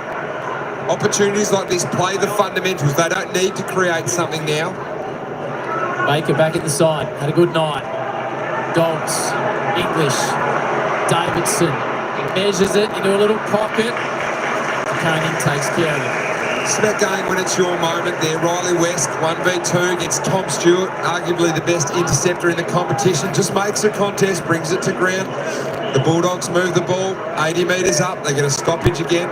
Opportunity. Buku Kama streams onto the ground. 2 goals in the third term and a miss. English. Type of impact does Bailey Smith have in his last term? Well, it's his running power. They'll be looking for him to break through. Not so much the contested game. It's the outside work which could set the Cats apart. Through the legs. Stewart, clean. Spirals it to the wing. Could come back in a hurry. Dale, and it's aggressive ball. Punches to Johannesson. He's got a step. Slides it inside. Can't quite hit Norton. Had a couple of options. Missed them both. Cats try and keep it in and do. Johannesson's disappointed off the ball with his inside 50 effort. Oh, he knows. He knows because it was such a good kick from Bailey Dale to split the game open. All of the action left of the ground at the moment. Free kick, Neil. They're a raffle sometimes, these ruck free kicks. I don't know whether that was there. Costly because it was marked inside 52. Neil's kick to Myers. And then Manor with an accurate kick down the spine. That ball hangs a little bit too long for Blitzarves liking. Hughes came through, needed someone there. Bontempelli stole it. Kick towards Norton. It's a hot football at the moment. And the umpire wants it. Norton was searching for the free kick. Jack Henry did a great job not to give it away. Keeps the ball central for the Cats. So English and Neil. English with the big fist to Davidson. Little kick. Certainly not the sufficient distance, but the Bulldogs keep the football. Kennedy and now Buku. Just don't rush here, Buku. You just got to wait for the game to unfold. One might pop up late. Worst case scenario, you kick it to the top of the square, but you've got to be alert. He's kicked to himself. Tonight he does pop it towards the square. Norton wrestling. West got a clean possession away. Blitzarves threw it out. Smith bangs it out of D50. No mark taken by Lobb. Was able to pick it up though. Ollie Henry and also Dempsey grab him. Ball up. Dogs by 3 at quarter time. Cats 25 at half time. 10 at the 3/4 time break. The home side now they're hanging on to a 3-point margin. Dogs could hit the front, but they hit the post. Dale, little puncher. Humphries with the tackle. It's a fine balance when you're being tackled with the ball, whether you to get rid of it or not, because the Bulldogs at their worst refer the pressure. So here, Libba, no, I suppose it's a handball, but you've got to be really careful. Manor, tight on the line. This is going to be a big matchup here. Davidson versus Blitzarves, because both are involved in this last quarter. And Davidson, we know his running power, he's an endurance beast. We know what Blitzarves does on a regular basis as well. Ted Closey, the sub for Geelong. Anxious to get out there. Neil, Manor. Outside of the boot was clever. Bramble, the sub. Deep forward, 50 ball. Norton did everything but bring it to ground. Goes again at ground level. Norton throws himself at the footy. Kennedy, Williams, Johannesson for his moment in Geelong to the top have missed some opportunities going inside 50 towards goal, have the Dogs tonight. I reckon Riley West thought that was going through the goals there, didn't make a play on the ball, but that's that chaos that it hits the ground for the Bulldogs inside forward 50. Riley West is the best player in the competition, but he's got plenty of mates there that want to get involved. 29 scoring shots to 21, and they're still not in front, the Dogs. De Koning couldn't quite grab it, but Smith was there for good measure. Finds the chest of Manor, who's been really good. Now that lateral kick, a little bit dangerous, and Imbues was dumped by McNeil once he marked it. Nothing doing, according to the umpire. Humphries now Smith. Smith down the corridor, looking for Duncan. Couldn't quite take the mark. O'Connor's got the football for the Cats. Kick inside 50, close at the front. No mark, dragged down by O'Donnell. Cats still a chance. Stengel. Myers, little grubby one towards close, but it was cut off by Dale, who's in great form, and that ball floats out of bounds on the full, so the Cats can have another go. They're out there, the Dogs, if Bailey Dale can hit Tim English, but kicks it out on the full. Just a crafty little kick here. Clean by Bailey Dale, but then the turnover happens. Neil, who's kick three off the outside of the boot. The mark is claimed, and it's played as well. Dempsey just popped up. Thought he had a goal tonight. It was overturned on review. Oh. Big moment this. The rising star, Ollie Dempsey, 17 goals for the year. Casually bends it right through, turns to the adoring home crowd. He's on the board, and the Cats just have a touch of breathing space again. Finish. High pressure moment. Was able to just stay calm and control and absolutely nails it. We'll have a closer look here whether the ball was out of bounds on the full. Dogs are asking for it. Boundary umpire. Could not in the perfect spot. Was drifting away. Sleight of hand though, like he slides in behind defences better than anyone. Like who knows? Obviously the boundary umpire is in the perfect position there to make that call, but he slides in behind on offence. He slides in behind on in terms of aerial contests like that. Cam Mooney, what are your thoughts? I thought that was in the third row, Jack, to be honest. But you know what, as you said a little bit earlier, as a forward, sometimes you just take it. But amazing atmosphere down here at the moment, guys, to be all honesty. Game of inches, isn't it? Dempsey had a goal disallowed earlier on when the ball hit the goal umpire's flags. Richards, the Dogs win the football. Trundling football towards Norton, who's taken in a good tackle. Picked up by Vandermeer. He's grabbed as well. Such pressure at this game at the moment. The Coney's been huge for the Cats. He knew exactly that Norton was going to turn left, blocked up the tackle, laid a ripper. Now his team win the ball back. Terrific work from Atkins. So to Humphries, to Holmes. As we have a look at this tackle again. Holmes gives ground. Humphries, they're going to work it round the back line and keep possession for now. We've got a big finish coming up. Stay with us on Fox as Zach Henry goes to Duncan, who joins John Sammy Newman tonight on 300 games to equal Sammy's record of 300, the seventh Geelong player to get to 300. Yeah, incredible effort there from obviously Mitch Duncan, game 300. Looks like it's going to be a close finish as well, which they've had one 2 weeks ago against the GWS Giants down here, the Cats. So sets up for an exciting last 12 minutes. English, Neil, important handing from Kennedy. Falls to McNeil. They've missed and missed and missed tonight, and they miss again, the Dogs. So a couple of opportunities now, Lockie McNeil in this last quarter. Bulldogs mids are just doing everything just to get that ball forward. They don't care how it gets there. It's just push it forward, try and create opportunities. 30 shots to 22. For scoring. Jack Henry out to Myers.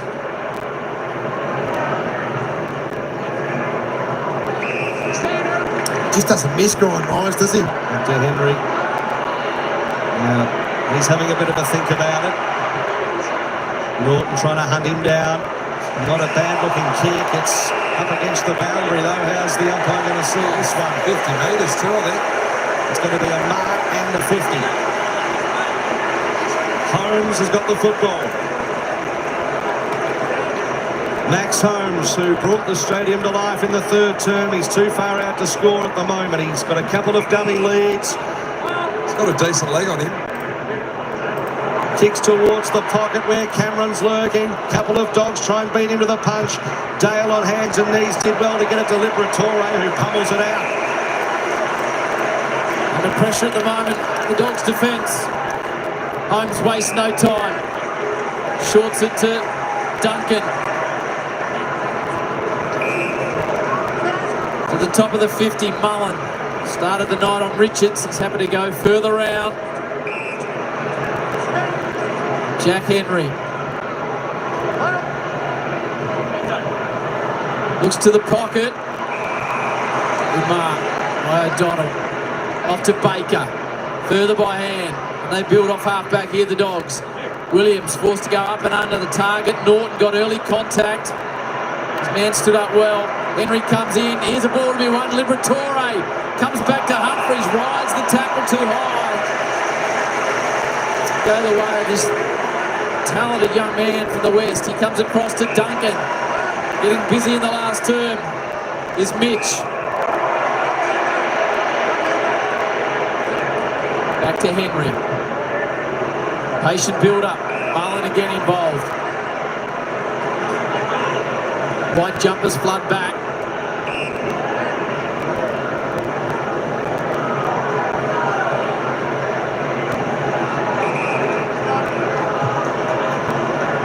Very patient at the moment. The Cats. Just trying to pry the Bulldogs open.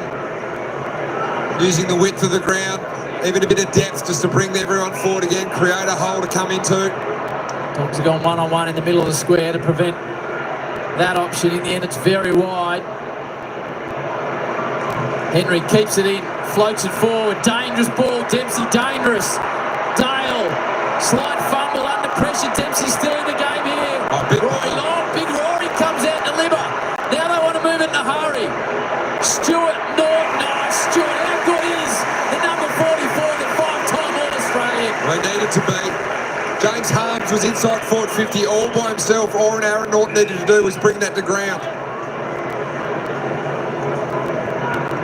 So Myers with the football. With that injury watch on Vandermeer out there at the moment, holding that left wrist.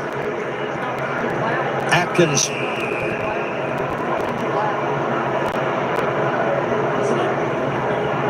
So they're going to hold the game up here.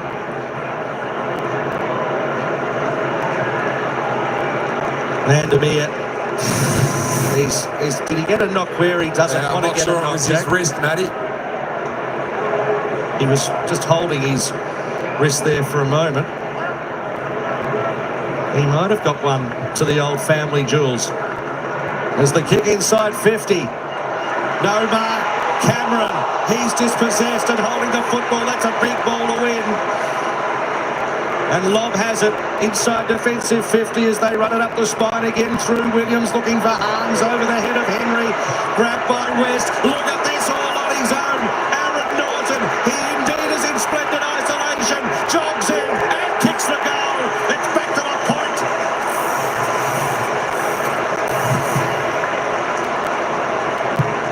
Take a bow, Rory Long. That is two huge moments in D50 in the last 2 minutes where Rory Lobb has stood up and done his job and stepped through. He was the one that intercepted that and then got it out the back. And as soon as out the back, how is Aaron Norton 50 metres by himself? An aggressive Geelong defence. We've seen it all night. And sometimes you give up goals like this. But in the last quarter, with only a few minutes, 8 minutes to go, you give up a costly goal like that, and we've got a 1 point game. 32 goals for the night so far. The hero / villain, depends which side you're on, at 29. What a game, Howley, what a game. Big finish coming. Will Bailey Smith have an impact late? Small, but Loud dog fans down here. Liver out of the middle. It's been a long time since they've been in front. The Dogs pressing. McNeely's had his chances. Harms from the pocket. It's coming back, but not enough. Another behind. 15-17, and it's all tied up at the Cattery. Yeah, Tom Liberatore getting to work here in the last quarter. 3 clearances, 6 possessions. He's getting his hands and knees dirty, trying to will his team to win.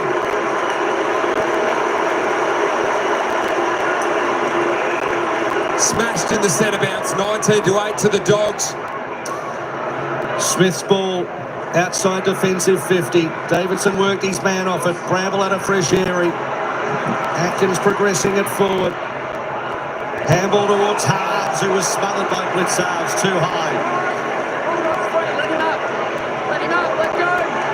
Let go. Outside 5. Outside 5. Stay out. Harms. Plenty of players at the fall of this one. Richards. McNeely's had 2 chances this quarter and then a probing little kick. He was hoping for Buku Karmas. Stanley read it better. You can see McNeil just hesitating, second-guessing himself. He's had opportunities tonight to kick goals. That was his turn to have a shot there. He had every right to have a crack there, Jack, didn't he? He's just lost all his confidence. And for clarification, the mark wasn't paid, so they're claiming Stanley just ran it out, and it's going to be a throw-in. Dogs pressing. They're doing all the attacking the last few minutes. Liberatore on Smith. What a battle that is. Liber goes the second time. Pushes aside Myers. Davidson caught by Myers. Hot moments, hot footy. Coming out here, guys. Bulldogs are just Taylor Duray just trying to control defence so they don't get pushed up too much. If Geelong can get out of this with some speed. Stanley. Kennedy keeps it away from Smith to Holmes. Marking contest. Jezza. He's got 6. Plays on. Sends it out. Neil. O'Donnell. Neil. O'Donnell. Neil for 4. Shannon Neil winds up the crowd. And the Cats lead by that kick. What a run by Shannon Neil. What a run. That was huge. He was up next to Jeremy Cameron. He'd split the ground with Jeremy Cameron. Ball goes corridor. Cameron takes the mark. Neil's already on his bike and going. I didn't know he had this in him. So powerful. His leg speed. O'Donnell's not slow. And he's just got out the back here and just got the big drivers going. Just needed it to bounce up. You're hoping as a key forward when you're at full tilt like that, you just want the ball to bounce up, give you a nice little easy one. And he finally got it right there. And 4 goals, great return from their key forwards and wound it up. And you can see what it means to Bailey Smith there. So it looks as though they're going to make a tactical sub here, Brad. Look at the Cats. Closey's on now. That's so Ollie Henry's off the ground. Closey's on. Smith out of the middle. Belts it onto the boot. To centre half forward. Closey almost got a touch to it. Lobb wins the football once again. He's been terrific. Bontempelli a clever tap. Richards has a bounce. Has a second bounce. Goes to half forward. Carver's couldn't quite. O'Connor's in a foot race and wins the football really clearly. And then kicks it outside 50. Cats have it. And Stengel has the football in hand. Huge moment, wasn't it? That was a tap from Marcus Bontempelli in the middle, and Ed Richards just had a host of numbers ahead of him, just kicked it over the top of Buku Karmas. He was set up by Log. Attack on the footy on half back. That's the 3rd time for this quarter. He's just straight lined the ball and got through. Just teased Buku and the Dogs fans. What a night at the footy. Stewart sends it wide. English with the tap. What more could you want on a Thursday night down here at GMHBA? The Bailey Smith story. Both sides have kicked 100 points playing attacking footy. And we are going to have a cracking finish here. They have to watch here, the Cats. Ed Richards goes left, Bont goes left side all the time. Richards, English, away from Bontempelli. Closey, into the game. Good tackle by Liver. That's good by Closey. You've got to think of a young man who comes onto the game in this pressure moment, had to be clean, and he was. And he kept the ball going in his team's direction. Bont bursts. Doesn't get through. Good tackle on the champ. Don't mind that from Marcus Bontempelli. Knew that there wasn't an option on. The game has slowed down now. Gives him a chance to reset behind the ball. Better that than a cough up, and the Cats can play on fast. So Closey. Tactical sub made. Long ball to the congestion. Stanley not quite. And Davidson takes it out. I think the thing that the Bulldogs have got to be really careful about here is they don't get too attacking. They still need to maintain some balance. It's only a one-goal game. You don't want to give up another goal and make it two, make it really out of reach. Crucial stages here as English taps it down off the boot of Bontempelli, deflects to Holmes. Smith, fast work, high ball towards full forward. Punched away, taken to ground. O'Donnell at the bottom of the pack. He's had such an influence, Bailey Smith. It's been such a fascinating build-up. He's been talking the talk, he's walked the walk. It's a shootout for the final 4 minutes. There's going to be a free kick here against Liberatore by the looks of it. It's going to Neil. It's a ruck free kick because if you take the body of the opposition ruckman and don't come back and touch the ball, then it's an automatic free kick for a block. And they've been consistent all night on that as well. Where was Tim English? It's a deep 50 stoppage. He's standing centre half forward. Standing at centre half forward. So O'Donnell locks up. And that's a free kick. So a brilliant running goal earlier on from Shannon Neal. Now a set shot, looking for 5. Probably the kick of his life. And they're in front by 2 goals.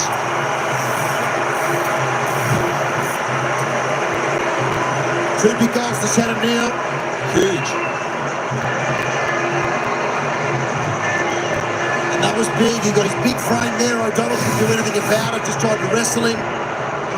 It's still bewildering that O'Donnell's in the ruck in a deep 50 stoppage for the Western Bulldogs. Tim English is standing 60 metres away outside the rock. So you can see Tim English standing there. He hasn't moved from that position when this stoppage happens. I don't know why he hasn't got back and got involved in that ruck contest there. Shannon Neal, a bigger man than O'Donnell. He just ragdolled him and gave away a free kick. He's kicked 5 straight. Career best prior to this in the match was 3. He's got 5 straight. Jez has got 6 straight. Bailey Smith has had 10 in the last terms, up to 33. And he's pushing and shoving with Libber. Everything you want in the footy tonight. Can the Dogs come again? Good tackle. Cats looking to finish it off. Atkins sends it out wide. Brand will be pressured by Myers and caught by Myers. So now you do need to lose the balance of your stoppage if you're the Western Bulldogs. You need to get Marcus Bontempelli on the fly. And I've been pushing Bont through, trying to be the glory hit and then having Liberatore follow him behind him. Have 2 bites of the cherry. Receiving a push and shove. Smith getting right into each other in the closing stages. Atkins inside 50, Stengel, Cameron, they caught each other out of it. Keep an eye on Libber and Smith when he enters. Yeah, Libber wasn't happy with him rubbing the head of O'Donnell. That's where it all started. So Libber's just in amongst Bailey Smith off the back of that. And both won't shirk the contest, that's for sure. Out to Richards, has a fresh airy. Stengel gets some contacts and out of bounds. So you've got to spread the ground now. The Western Bulldogs make it as big as you possibly can. Try and make the holes big, and you can see the wrestling still going on between Liberatore and Smith. Extraordinary pictures of these 2 players inside the defensive 50 of the Dogs, just going at it, annoying the living daylights out of each other. All to play for, less than 3 to go. Richards, who's been huge, long kick to Kennedy, who was the likely man there. Aaron Norton's out ahead of the ball. Just didn't see him on the skinny side. They've got Davidson there as well. So Kennedy a little bit indecisive and then looks for Norton, who's caught at the back, off hands and out. Well, they have to score. They have to kick a goal off this stoppage of the Dogs. They've had some opportunities in this part of the ground throughout this final term. Haven't been able to nail them. Brad Close is coming up from half forward to release Lawson Humphreys. Libber and Smith still into it. Just off this contest now. There is Bailey. Richards, the heat is right on now. Holmes, Atkins. Cats looking to finish it off.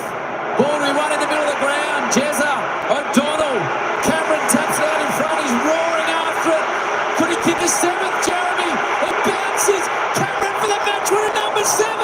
Doesn't get the bounce. Doesn't get the bounce. Makes it a 3-goal game though. 13 points. Didn't that get the adrenaline pumping? It was outstanding as Dale kicks it towards Harms, who couldn't mark it. Stanley's hit the deck hard there. Felder close. Close kicks it towards Dempsey, who takes the mark. Close eye on Reece Stanley in the middle of the ground as the runners go to him. As Dempsey can go back and ice it. Brad Close had a huge win in all this as well against Tim English. Got the ball to ground. You see Reece Stanley going over the top. He lands flat on his back. So hopefully he's okay. He's getting to his feet now. They've had everything thrown at them, the Cats, particularly late in the third term. They've responded, and Dempsey has missed. He's missed. It'd be a miracle for the Dogs, but there's still a little bit of life. They go to the near side. Close will hold it up. Pick the last two. The Cats under all sorts of pressure on an amazing night. The GMHBA. Uncontested mark number 35 now in this final quarter. That's a huge number by the Cats. That would have been Dempsey's second, Jono. Would have been 7 games in a row. He'd done it, but he missed. He missed it. So might be home. More importantly, though, Humphries taking time out of the game. Can't wait to hear from Bailey Smith post-game. Holmes plays on, sends it to the pocket. Here comes Dempsey from behind. Still in the contest, applies the tackle. Spills free, out of the pack. Cats are home. Stengel with the winner. Cats have got the last 3, and they're going to have the last laugh. Oh, it's huge. They're getting around Mitch Duncan at the moment, knowing that game 300, the champ, is going to get a win in his big milestone game. It's been an emotional week for him, for his entire family. So congratulations to Mitch Duncan. The Cats' last 10 minutes has been superb. It really has. And they've kept the ball away from the Western Bulldogs. You mentioned that uncontested mark count, plus 28 in this last quarter. And Tyson Stengel, a master of the small forward position. You've got to make goals out of just little moments like that. That man there relieved. Accuracy, 20 goals, 7. Big game. Come to play, and you're accurate.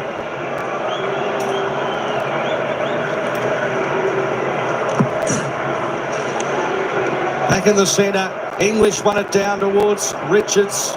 Liberatore, Scrambly kick inside 50. Harms, Bontempelli there. Harms to Vandermeer. The latter stages, 10 seconds to go. Kennedy with a big, long goal. He's kicked 3, I believe, has Matthew Kennedy. That's a day out for Matty Kennedy. 25 and 3. He's been an incredible pickup for the Western Bulldogs this year. Unfortunately, though, for the Dogs, not enough tonight. The breaks a 2-game streak down here at GMHBA.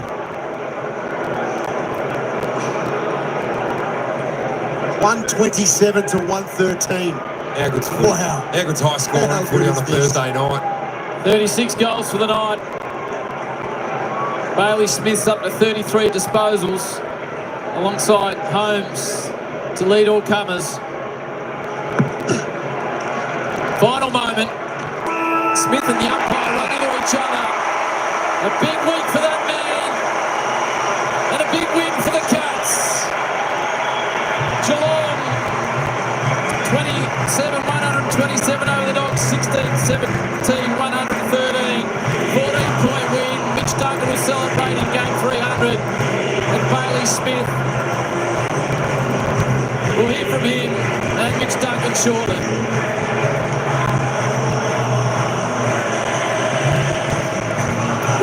footy. What a game of footy. Oh, it was brilliant. It was an absolute pleasure to watch these two teams go head-to-head tonight. And the Cats with the margin, the Dogs fighting back. And we talk about a big last quarter. Some players had some unbelievable moments, but the Cats' last 10 minutes in particular I thought was outstanding when it looked like the Bulldogs were going to run over the top of them, but they dug deep. They played a nice brand of footy, and it was strong enough to get them over the line. Yeah, I think, well, the game lived up to the hype during the week. It was all about that man, Bailey Smith, coming up against his old side. A few remarks even a few weeks ago about the 4,800 people that were at Ballarat while Bailey was running around in front of 85,000 at the MCG. But a packed house down at GMHBA here. Saw that man playing against his former team. And as much as about Bailey Smith, it was also about this man in game 300. He joins Cam Mooney. Oh, thanks very much, Jack. Well, before we get into the game, this is what it's all about, isn't it, mate? It's very rewarding. I probably can't talk about it too much. I get too emotional, but oh, mate, they're my world, as well as my family and this footy club, I think. Talk us about this footy club. 300 games. Congratulations, mate. Fantastic. I spoke to you before the game, but there's always the interview before the game, the interview after it. You want the win. You've got the win on your 300. Congratulations, bud. Thanks, mate. Yeah, it's a bit of relief.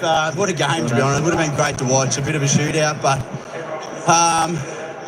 well, there's a few good moments. The game's about moments, and yeah, we're lucky we kicked straight. You know, they're big moments, good footies, good kicking. So yeah, it's a great game to be a part of, and one that I've cherished, that's for sure.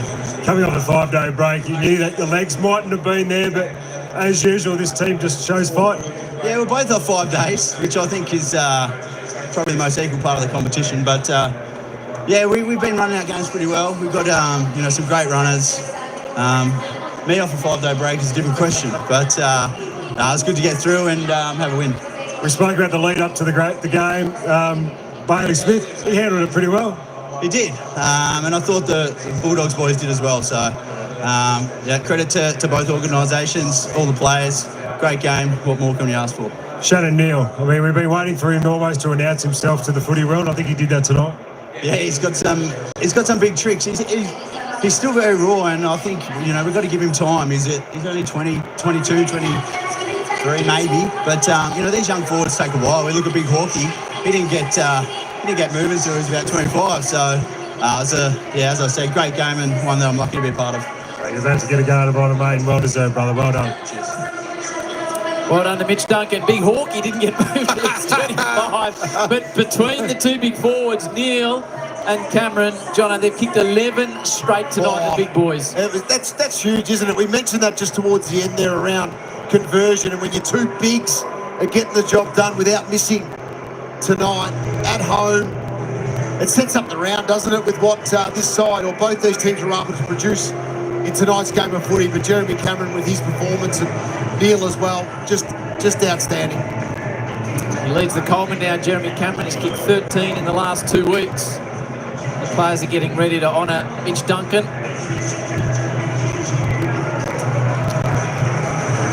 What a player he's been, two-top premiership player with the club. Yeah, this is an incredible moment as a player. And Jono, you and I are lucky enough to have done this. Yep. And here at home, for a man that has given so much for this football club, it is well deserved.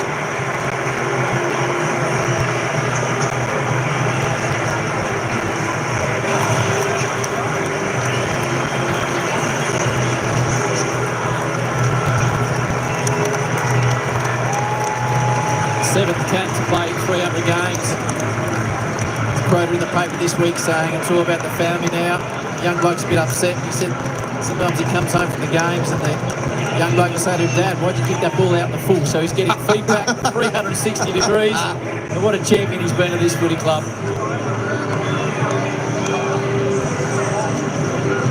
Dogs are leading GMHBA.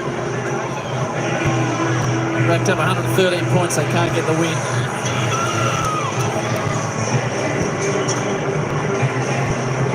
Players are just getting set now to get themselves around the stadium, get out the Sharons. To all the fans, And Cap Mooney is down on the boundary with the man of the night. Cap. Bailey, just saying, how do you feel? You see, finally it's great to just probably get the week over and done with. Yeah, I'm glad it's over and done with. I'm glad I got through the game. I probably wasn't going to play if it wasn't, the Bulldogs game. They said if it was a final or grand final, so I had to jab my shin up, I reckon, 4 times at half time and then before the game. So got up there somehow. So hopefully I can pull up and try and get out there next week. So I don't know. Obviously, we spoke about this game being, a big heavyweight battle. Talk about you in a minute, but the actual game itself turned out to be one. Yeah, no, it was bloody hard. And they're such a good side. Their midfield, obviously, unbelievable. So we were sort of grateful to try and match it in there, and we know that that's their forte. So as long as we could get it in our sort of forward 50 and get it deep to Jazz and Scratch, we knew they'd get to work. How was the game from your point of view? Was there any lip tonight, or was it all handled pretty well? No, mate, they were good. They looked after me. I don't know if they meant to. I think they thought I wanted the attention, which I didn't. So it was good. So yeah, got away with it, and just keen to be able to beat them. But either way, if we lost, it was just good to compete. They're obviously an informed side, and they're bloody killing it. So it's good to see, and hopefully we see them, in September or something. Every time you went bleeding in the ball tonight, Bailey. The love that you're getting from the supporters here, you must be absolutely thrilled with just how much they're just taking under their wing. Yeah, very grateful, mate. Very grateful. It's it's quite unique. Not many clubs I feel like these guys. They really bring you into the fold, and sort of every club says that they're relaxed, they're really accepting, let you be who they are, who you want to be. But it truly has been surreal to be able to come into this club, and as I've said before, I'll be forever in debt and keep trying to outwork everyone and do the best for them. So I'm just loving what I do, mate. So it's good fun. Did you ever think there'd be 1,000 people wearing headbands at a game for you? No, mate, I don't know. I didn't think I'd be wearing a headband, but here we are, yeah. All right, go and enjoy it, brother. Well done. Bailey Smith, Thursday night footy on Fox. It was all about him in the build-up tonight, and his Cats have got the job done over the Western Bulldogs tonight. It was such an entertaining, high-scoring game. David King, Joey Montagna and Jason Dunstall. That was fun. It's a great game, a really, really good game, and that's an impressive win by the Cats because there were stages there in the second half in particular where the Bulldogs had all the momentum and they were coming hard early in that fourth term, and it looked like they were going to run over the top of the Cats, but they just held firm. They made good decisions and they were incredibly accurate in terms of their conversion tonight, and that was a big difference. Yeah, credit to both teams. They were 2 good teams for me. You watch your game and you go, yeah, they're going to be there when the whips are cracking at the end of the season. Both teams' strengths came to the fore at stages throughout the game. It did look like the Western Bulldogs with their midfield depth, Kingy might have overrun them, but this Geelong side, they just found a way again. They dug deep when it mattered in that last 5 or 6 minutes. And all right, we'll come back to them in just a minute. Let me just run through the stats, and we'll head back to the commentators and, of course, the team song. There we go. So the Catters came out. 14-point winners, 27. 127, the Dogs 16, 17, 113. You got to kick straight, folks. That's what it's all about. And that showed tonight. Goal scorers for the night: Jeremy Cameron, 6. Shannon Neal, 5 for the Cats. Stengel, Manor, 2 for the Cats, and singles for Holmes, Henry, Dempsey, Blixars, and Atkins. For the Doggies, Aaron Norton, he kicked 3 with Kennedy, Richards 2, Karmas 2, West, Frazier, English, Davis, and singles there for the Doggies. There we go. Top of the table for the disposal count: Bailey Smith and Max Holmes, both with 33. Liberatore, 31. They played a good game on each other, Smith and Liberatore. Ed Richards, next best, 29. The Bont came up with 23, 10 tackles, 7 clearances. A good job by him. I still like Max Holmes actually for best on ground, but we'll probably have to wait and see come Brownlow night who gets the votes there. Jeremy Cameron, 14 disposals, 13 kicks, 8 marks, 6 straight goals. He had his kicking boot on tonight. Wasn't that fantastic? Tim English, the ruckman for the Doggies there, 11 disposals, 48 hit-outs, 2 clearances. Great job by him. And the other ruckman, of course, Reece Stanley, 13 touches, 43 hit-outs, 6 clearances for the Cats. Quick look at the team stats. It was the Cats by 10 overall. Inside 50s, both teams got plenty of it, 51, 56. Free kicks, didn't surprise me. The umpires were absolutely woeful in some of that game. They were definitely on Geelong's side. There's no question about that. 26-12. I think the umpires will need to have a review on the umpires out there tonight. I thought they were pretty ordinary clearances. Dogs won the clearances. And the possession contested and uncontested. All right, that's enough of that. Scoring, I'll just quickly run through that. Tackles all pretty good. Dogs good inside 50 defensive. All right, let's go and listen to the Geelong theme song.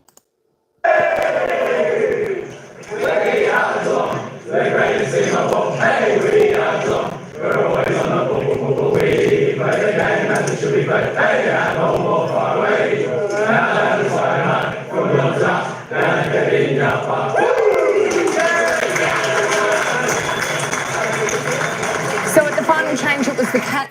All right, so there we go. Not very enthusiastic theme song sung by the Cats, but there we go. Let me just see if this ladder is up to date. All right, the ladder's up to date now. The Geelong Cats, they move up into 5th spot.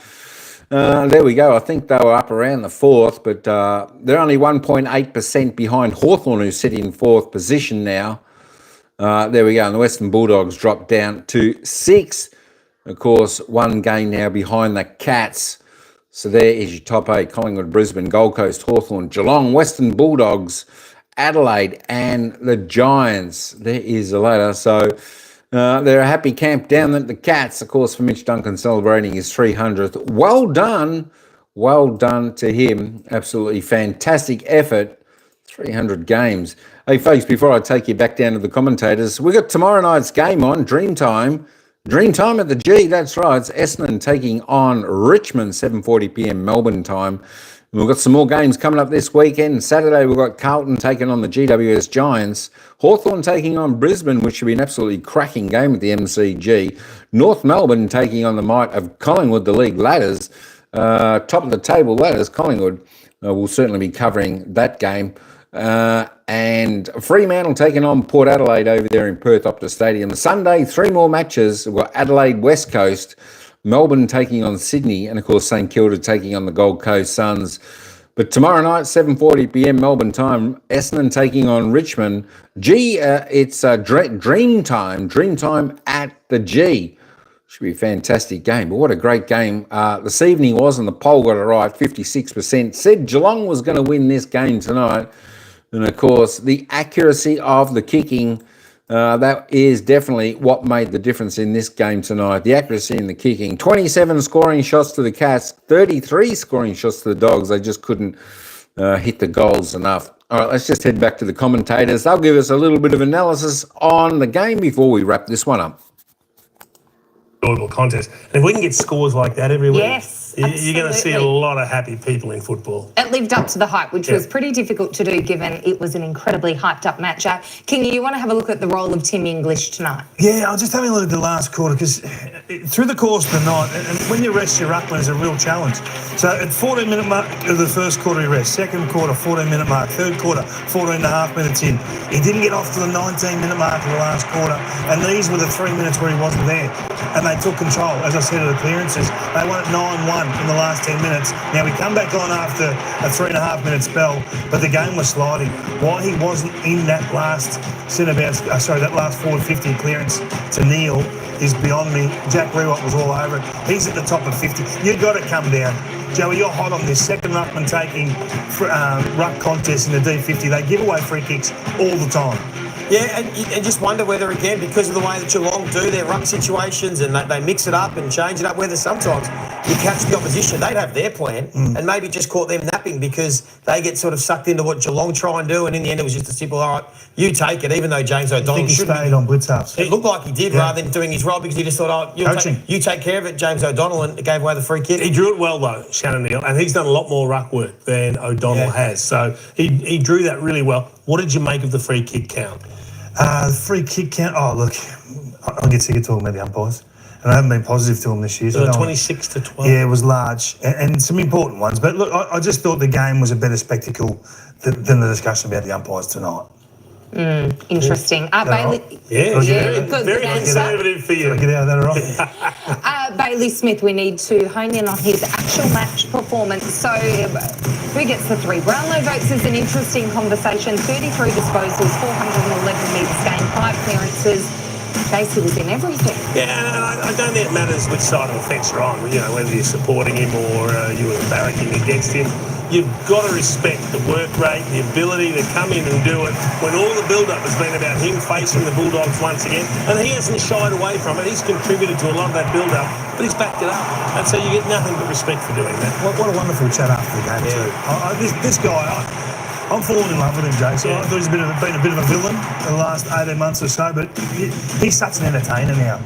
You go to the footy to watch these guys perform. He did it again tonight. And we mentioned his maturity, not getting caught up in anything, but also to hear him post-game the resilience. I mean, he said if this was any other home and away game, he probably wouldn't have played with that shin injury, and that's the reason why he didn't train during the week. So to still come out and continue to perform the way he did. So again, over 800 metres gained and the same numbers that he's basically had in every single game this year. He's going to be in the mix for more Brownlow votes, whether it's a 1, potentially a 3, but that's now 8 out of 10 games. He could be the Brownlow medal favourite come the end of the weekend. It has been phenomenal. I thought him and Holmes really had to stand up against the weight of numbers favouring the Western Bulldogs in the midfield, but they were still there when the whips were cracking and did enough to get the win. Jabs pre-game, jabs again at half-time in that leg, so he's going to be a very sore boy when they all wear off, and how much damage has he done to it? It remains to be seen whether he'll be able to get up for next week. I think they've got the bye next week. So that's coming a good time there. Okay. But it just shows how much it means to him to have played in not just the game against his former team, but a game against the hottest team in the competition. And you have to think about the fans and think, well... It might have been easy just to say, I'll sit this one out and get the leg right and not worry about all that. We would have took it head on. He had done that, we would have hammered him. And he's a major part of their transition game. And you talk a lot about this, the Dash brothers, Holmes. I mean, what a massive goal it was. But their work from the defensive half was extraordinary tonight. And they turned the Dogs around. This is why these numbers are so stark, is they interrupted their handball game and come back at them while they're unorganised and really rolling up to assist. Got him out the back so many times. Yeah, and they only have there's sort of 4 or 5 names that are always instrumental. So we know that they're the Dash brothers. Brian Myers is so crucial to their transition, and they missed him the 2 games that he didn't play. I think they lost both of them. Shawnee Manor as well. Those sorts of guys, the half forwards, have a huge role, and they were able to get that transition game going tonight. Let's head into the rooms and catch up with one of the stars of the show tonight, Jeremy Cameron, 6-goal hero. Jezza, thanks for joining us. That was a lot of fun for us to watch. Could you sense how good the game was as an entertainment, as a spectacle out there, locked in battle with the Western Bulldogs? Yeah, absolutely. We felt that out there. Absolutely, it was the crowd was right into it. You know, they sort of fought back at us pretty hard there late in the third. I think it was. They kicked a couple of quick ones with 30 seconds to go and got right back in the game. So you know, they're a quality outfit. We knew that, and it took our best to get over the line. Chezza, congratulations. Another great game from yourself. Can we get a few words about your partner in crime up forward, Big Shannon Neal? He's a hell of an athlete for a big fella, and it was great to see him get amongst the goals tonight. Yeah, absolutely. He's, you know, when he gets up the ground, he works his man over. He's a really good athlete, as you mentioned, but just when he sprints back towards goal, he's hard to stop. He takes the ball at the highest point as well in the air, so he's come a long way, and he's got a long way to go. There's no doubt about that. The ceiling's way up there, and for him, and it's exciting for the football club. Take us behind the scenes with the planning, Jeremy, because it looked like your ability to interrupt their counter-punch game with their handball chains was significant in terms of winning the ball back and turning them around. Yeah, for sure. We know that they're pretty strong around the football. Well, very strong. They flick it around a bit. They try and just get it out and keep it energised. So it's important to sort of put a stop to that at times. But yeah, it was a tough battle in the midfield, I thought. But when we got our hands on the footy, we moved the ball well and got it in very quickly to us forwards. And it can be hard to stop like that. And well played again tonight, Jez. The whole game, the build-up was all about Bailey Smith, so we have to ask you about him. Just tell us about his week and did anyone have any words to him, how he felt, but also just what he's done to this group this year. I mean, he was sensational again tonight. Yeah, he's been awesome since he's got to the football club. He sort of loves all the hype and stuff. I did see that the media hadn't spotted him during the week, but either had I. It was was a short week, so that probably got blown up a little bit too much. You know, it was only a 5-day break, so training was at a minimum anyway.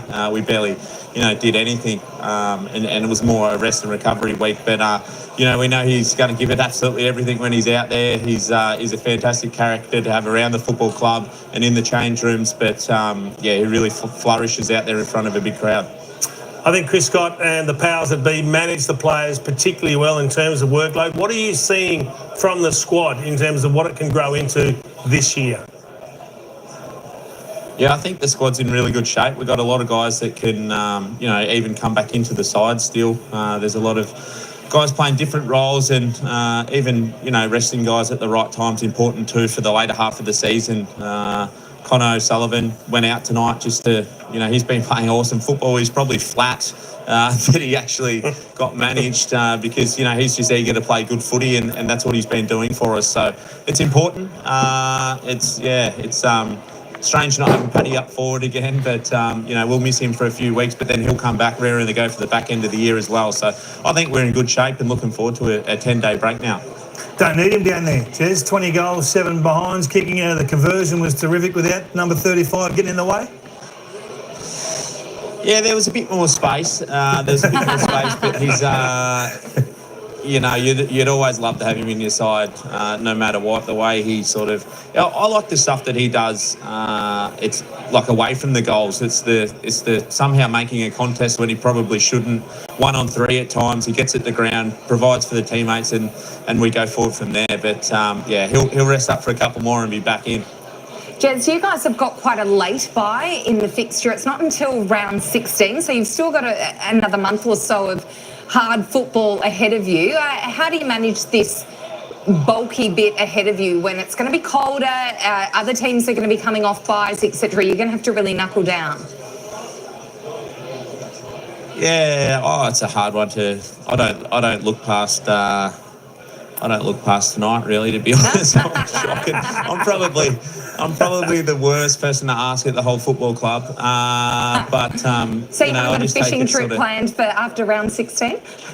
No, all I do know is I wouldn't mind having a beer with Mitchie Duncan tonight. That's about it. But honestly, I haven't looked past that.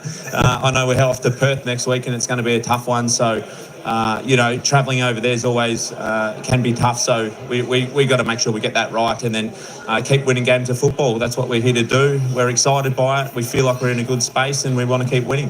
Well, Jez, well done tonight. As we said, you've got a little bit of footy to play before you get a rest, but we look forward to watching you in action again next week. No worries. Thanks for having me on, guys. Appreciate it. Cheers, Jeremy Cameron.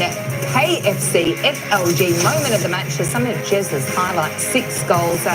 He's so agile. He is so accurate. When he's on song, Jace, he is pretty special to watch. He is. He's polite on the microphone, and he's very easy on the eye when he's out on the field, isn't he? He makes it look easy. He just lopes when he runs, but he cruises at high speed. He makes good decisions. And when he's got his eye in for the goals, he kicks them from everywhere. It's a beautiful kick for a key post, isn't it? I don't know, he just doesn't miss his targets.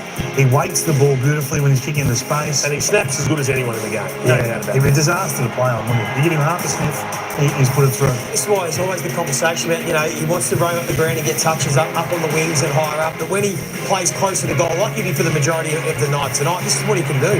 He's a genuine goal kicker that is so hard to stop when he's in motion. As you said a number of times, it did help with the flow. You can see how much space he had, but he was on a very good defender in Rory Lobb, who's been sensational all year. But no, he was instrumental again, and now he's in a rich vein of form. Will he win the Coleman, you think? You know what? Next week against the West Coast Eagles could decide. Could be a big factor. If he can cash in again, have another big day out, he might put a bit of a gap on the others. What it might do is force Bevo to have a look at his key post defenders too. I mean, they only had 49 intercepts tonight. It's a low number for them. And normally up around the 70-odd. You think of Liam Jones? Well, they just look vulnerable at times for size down there, didn't they? Yeah. Having said that, he'd picked O'Donnell on form because James wasn't playing well, and I like the fact that Beveridge was prepared to do that and say, well, he's playing better, so he gets the nod. Yeah, I don't disagree with the selection, but they did look out of sorts tonight against the best in the competition. All right, we're going to have a look at the Dogs now in that third quarter, how they managed to turn things around, Kingy. It was quite the shift in momentum. Yeah, well, guys, and we knew they'd come. We knew they'd surge and they'd find a way to respond. And again, everything happens from clearance from the Dogs, doesn't it? 17-11 in the third quarter. But it's not just the clearance number, it's the punish, isn't it? It's the ability for them to take it full length of the ground and get it inside forward 50 and make you pay. So 5 goals to 3 for the quarter. It got them back in the game. And as you touched on with clearance, you're getting defences at 1v1. So Geelong love to play that defensive system and guard grass and work each other. But when it's coming out of stoppage, you really are in a situation where you've got to defend your man. And they were vulnerable in that quarter. I mean, as much as we said at halftime, it's great that they've got Tom Stewart and Jack Henry back. That Tom Stewart was still a little bit scratchy defensively on a couple of occasions. A couple of big spoils, didn't clear the area and cost goals. And sometimes they can do this to the Cats. But after this third quarter, when they needed to dig in and find a way in the fourth quarter, they're able to get some important stops. 3 goals, 2 in that quarter from centre bounce alone. Their centre bounce work is the envy of the competition right now. The Cats' biggest lead tonight was 33 points, so it was quite the fight back from the Dogs, and they could have easily, had they kicked a little bit better, got over the line. Ed Richards was superb, the number 1 ranked player on the ground. His second half in particular, 18 disposals, 12 contested possessions, 7 clearances, 6 score involvements. David King, you love this guy. I do, and the competition does as well. I mean, we've seen this guy grow from a flanker type into a bona fide midfield star. There's no doubt about that. He's not sneaking up on the competition anymore. He handled the tag well tonight, didn't he? Well, but I mean, the performance we're talking about is basically his second half. Yeah. Because he was unsighted in the first half. He kicked a good running goal early, which was great, but virtually unsighted in the first half, and Shane Mullins did a very good job. And he stuck to the task as gamely as he could, but when you're in the sort of form that Ed Richards is in, and if you're prepared to keep working hard, it broke open for him in the second half. But it's important that he can do this, though, in the second half, because if you lock away Bontempelli, you just can't be locked away as a midfielder. You need someone else that's capable of this. Liver's liver. Liver does what he does at the bottom of the trough, and obviously not always do you see what he's doing, but this guy's all damaged. So I think it's a work in progress till their midfield. They were awesome tonight in patches, but it was great to see him respond, particularly the second half. Yeah, they were dominant in that second half. And just even the fascination with Chris Scott, they have the 2 tags going basically late in the game, which was great coaching. He just had a feel for it. He thought, no, I'm not letting Bont rip this game apart. Ed Richards as well, and it was the right decision in the end. It is amazing, and we talk about this a lot, like late in game, who's going to beat you? And locking them away. I mean, the amount of times that coaches just say, no, we're going okay, let's maintain the status quo. But they said, no, it's going to be Richards or it's going to be Bontempelli, clamp it. And it was a field decision, wasn't it? Because it was early in the third. Everyone started to sense, I think Jack Rewalt said in the call, Bont's starting to look like, and they just went, we're not letting this go any further, and they made the move to blitz halves. Brilliant coaching indeed. All right, we're going to head into the newsroom. John Ralph has all the latest. Ralphie, it feels like every time we mention Sam Darcy and the word update, it's a positive update. Is this another one? Oh, it certainly is. On a nearly there night for the Western Bulldogs, it's a massive update because Matty Egan, the club's football boss, tells me that he completed his first skills session on grass today at Whitten Oval and he's pulled up beautifully. So the club is so thrilled with his recovery. Of course, at one stage we thought he might have done his ACL and then it might have been a 15 or 16 week recovery. So as Matt says, it's probably still 2 weeks post-bye, so we might not be 3 or 4 weeks until we see him, but it means he's going to play a massive part in this club season post-bye. Now, Liam Jones plays VFL tomorrow off his calf, so he's an option of post-bye. They take on Hawthorn in round 13. Adam Trawler will train Saturday, and then he'll be ready in 2 weeks as well with his minor calf injury. So Geelong's got a few management issues. Patrick Dangerfield ran today. It is a very minor hamstring injury, but even as you just heard there from Jezza Cameron, it feels like he's 2 weeks away. Feels like they won't take any risks with him. So a 10-day break for Bailey Smith. So if it is that they give him that week off, West Coast, next Sunday afternoon or night over in Perth, where you give him effectively 3 weeks from that shin injury. We don't know the specifics of it, but it certainly sounded nasty there. But again, Geelong in really good shape, and Sam Darcy, their megastar, back for the Western Bulldogs in a couple of weeks' time. And Ralphie, you've got some news on Luke Beveridge's contract. No doubt. So Amit Baines, the club's chief executive tonight, has confirmed that he will sit down with him late next week. He's been having regular monthly meetings with himself and also the president and Kylie Watson-Wheeler. Of course, the big one next week is the contract discussions. It will only start those contract discussions somewhere between a 2 or 3 year deal. Matt Egan, the club's football boss, he's not involved in those talks, but he said, look, he's just at the top of his game. He's really brought a lot more humour into this football club. He takes the mickey out of himself, takes the mickey out of the players as well, and said he's just turned Whitten Oval into a really fun place to be over the last few years, since 3 and 5 last year, when all the criticism came. He's been able to turn this club's performance and, of course, its enjoyment factor around. Ollie Dempsey is the big one for Geelong, so that deal is very close. He's emerged as one of the star wingmen of the game, even though he didn't ice that game with that late miss tonight. Football boss Andrew Mackey will meet his manager Winston Rouse next week. So the options there include a 4-year deal through to free agency. They've just stacked away all of their young stars, including Shannon Neal as well, and Ollie Henry as well. So in exceptional shape, this football club, and just getting even better by the week. Thank you very much, Ralphie. Joey, it's very hard to see Luke Beveridge not being at the Bulldogs. No, he'll be there. Yeah, absolutely 2 more years, and rightly so. He's got a flag that they can win this year. Just 2? All right, folks, there we go. That's all got for this one. Thanks, everyone, for coming in. Of course, thanks to Ryan Avery Rogue 1, my super chatter today. Thanks, Ryan. Appreciate that, sir. There we go. What a battle tonight this game was, folks, down at GMHBA Stadium, where the Cats were too strong for the Bulldogs. 27-127, 16-17, 113. It was the Cats by 14. We'll see you tomorrow. Dreamtime at the G, 7:40 p.m. Till next time. Ciao for now, folks. We'll see you at the next game.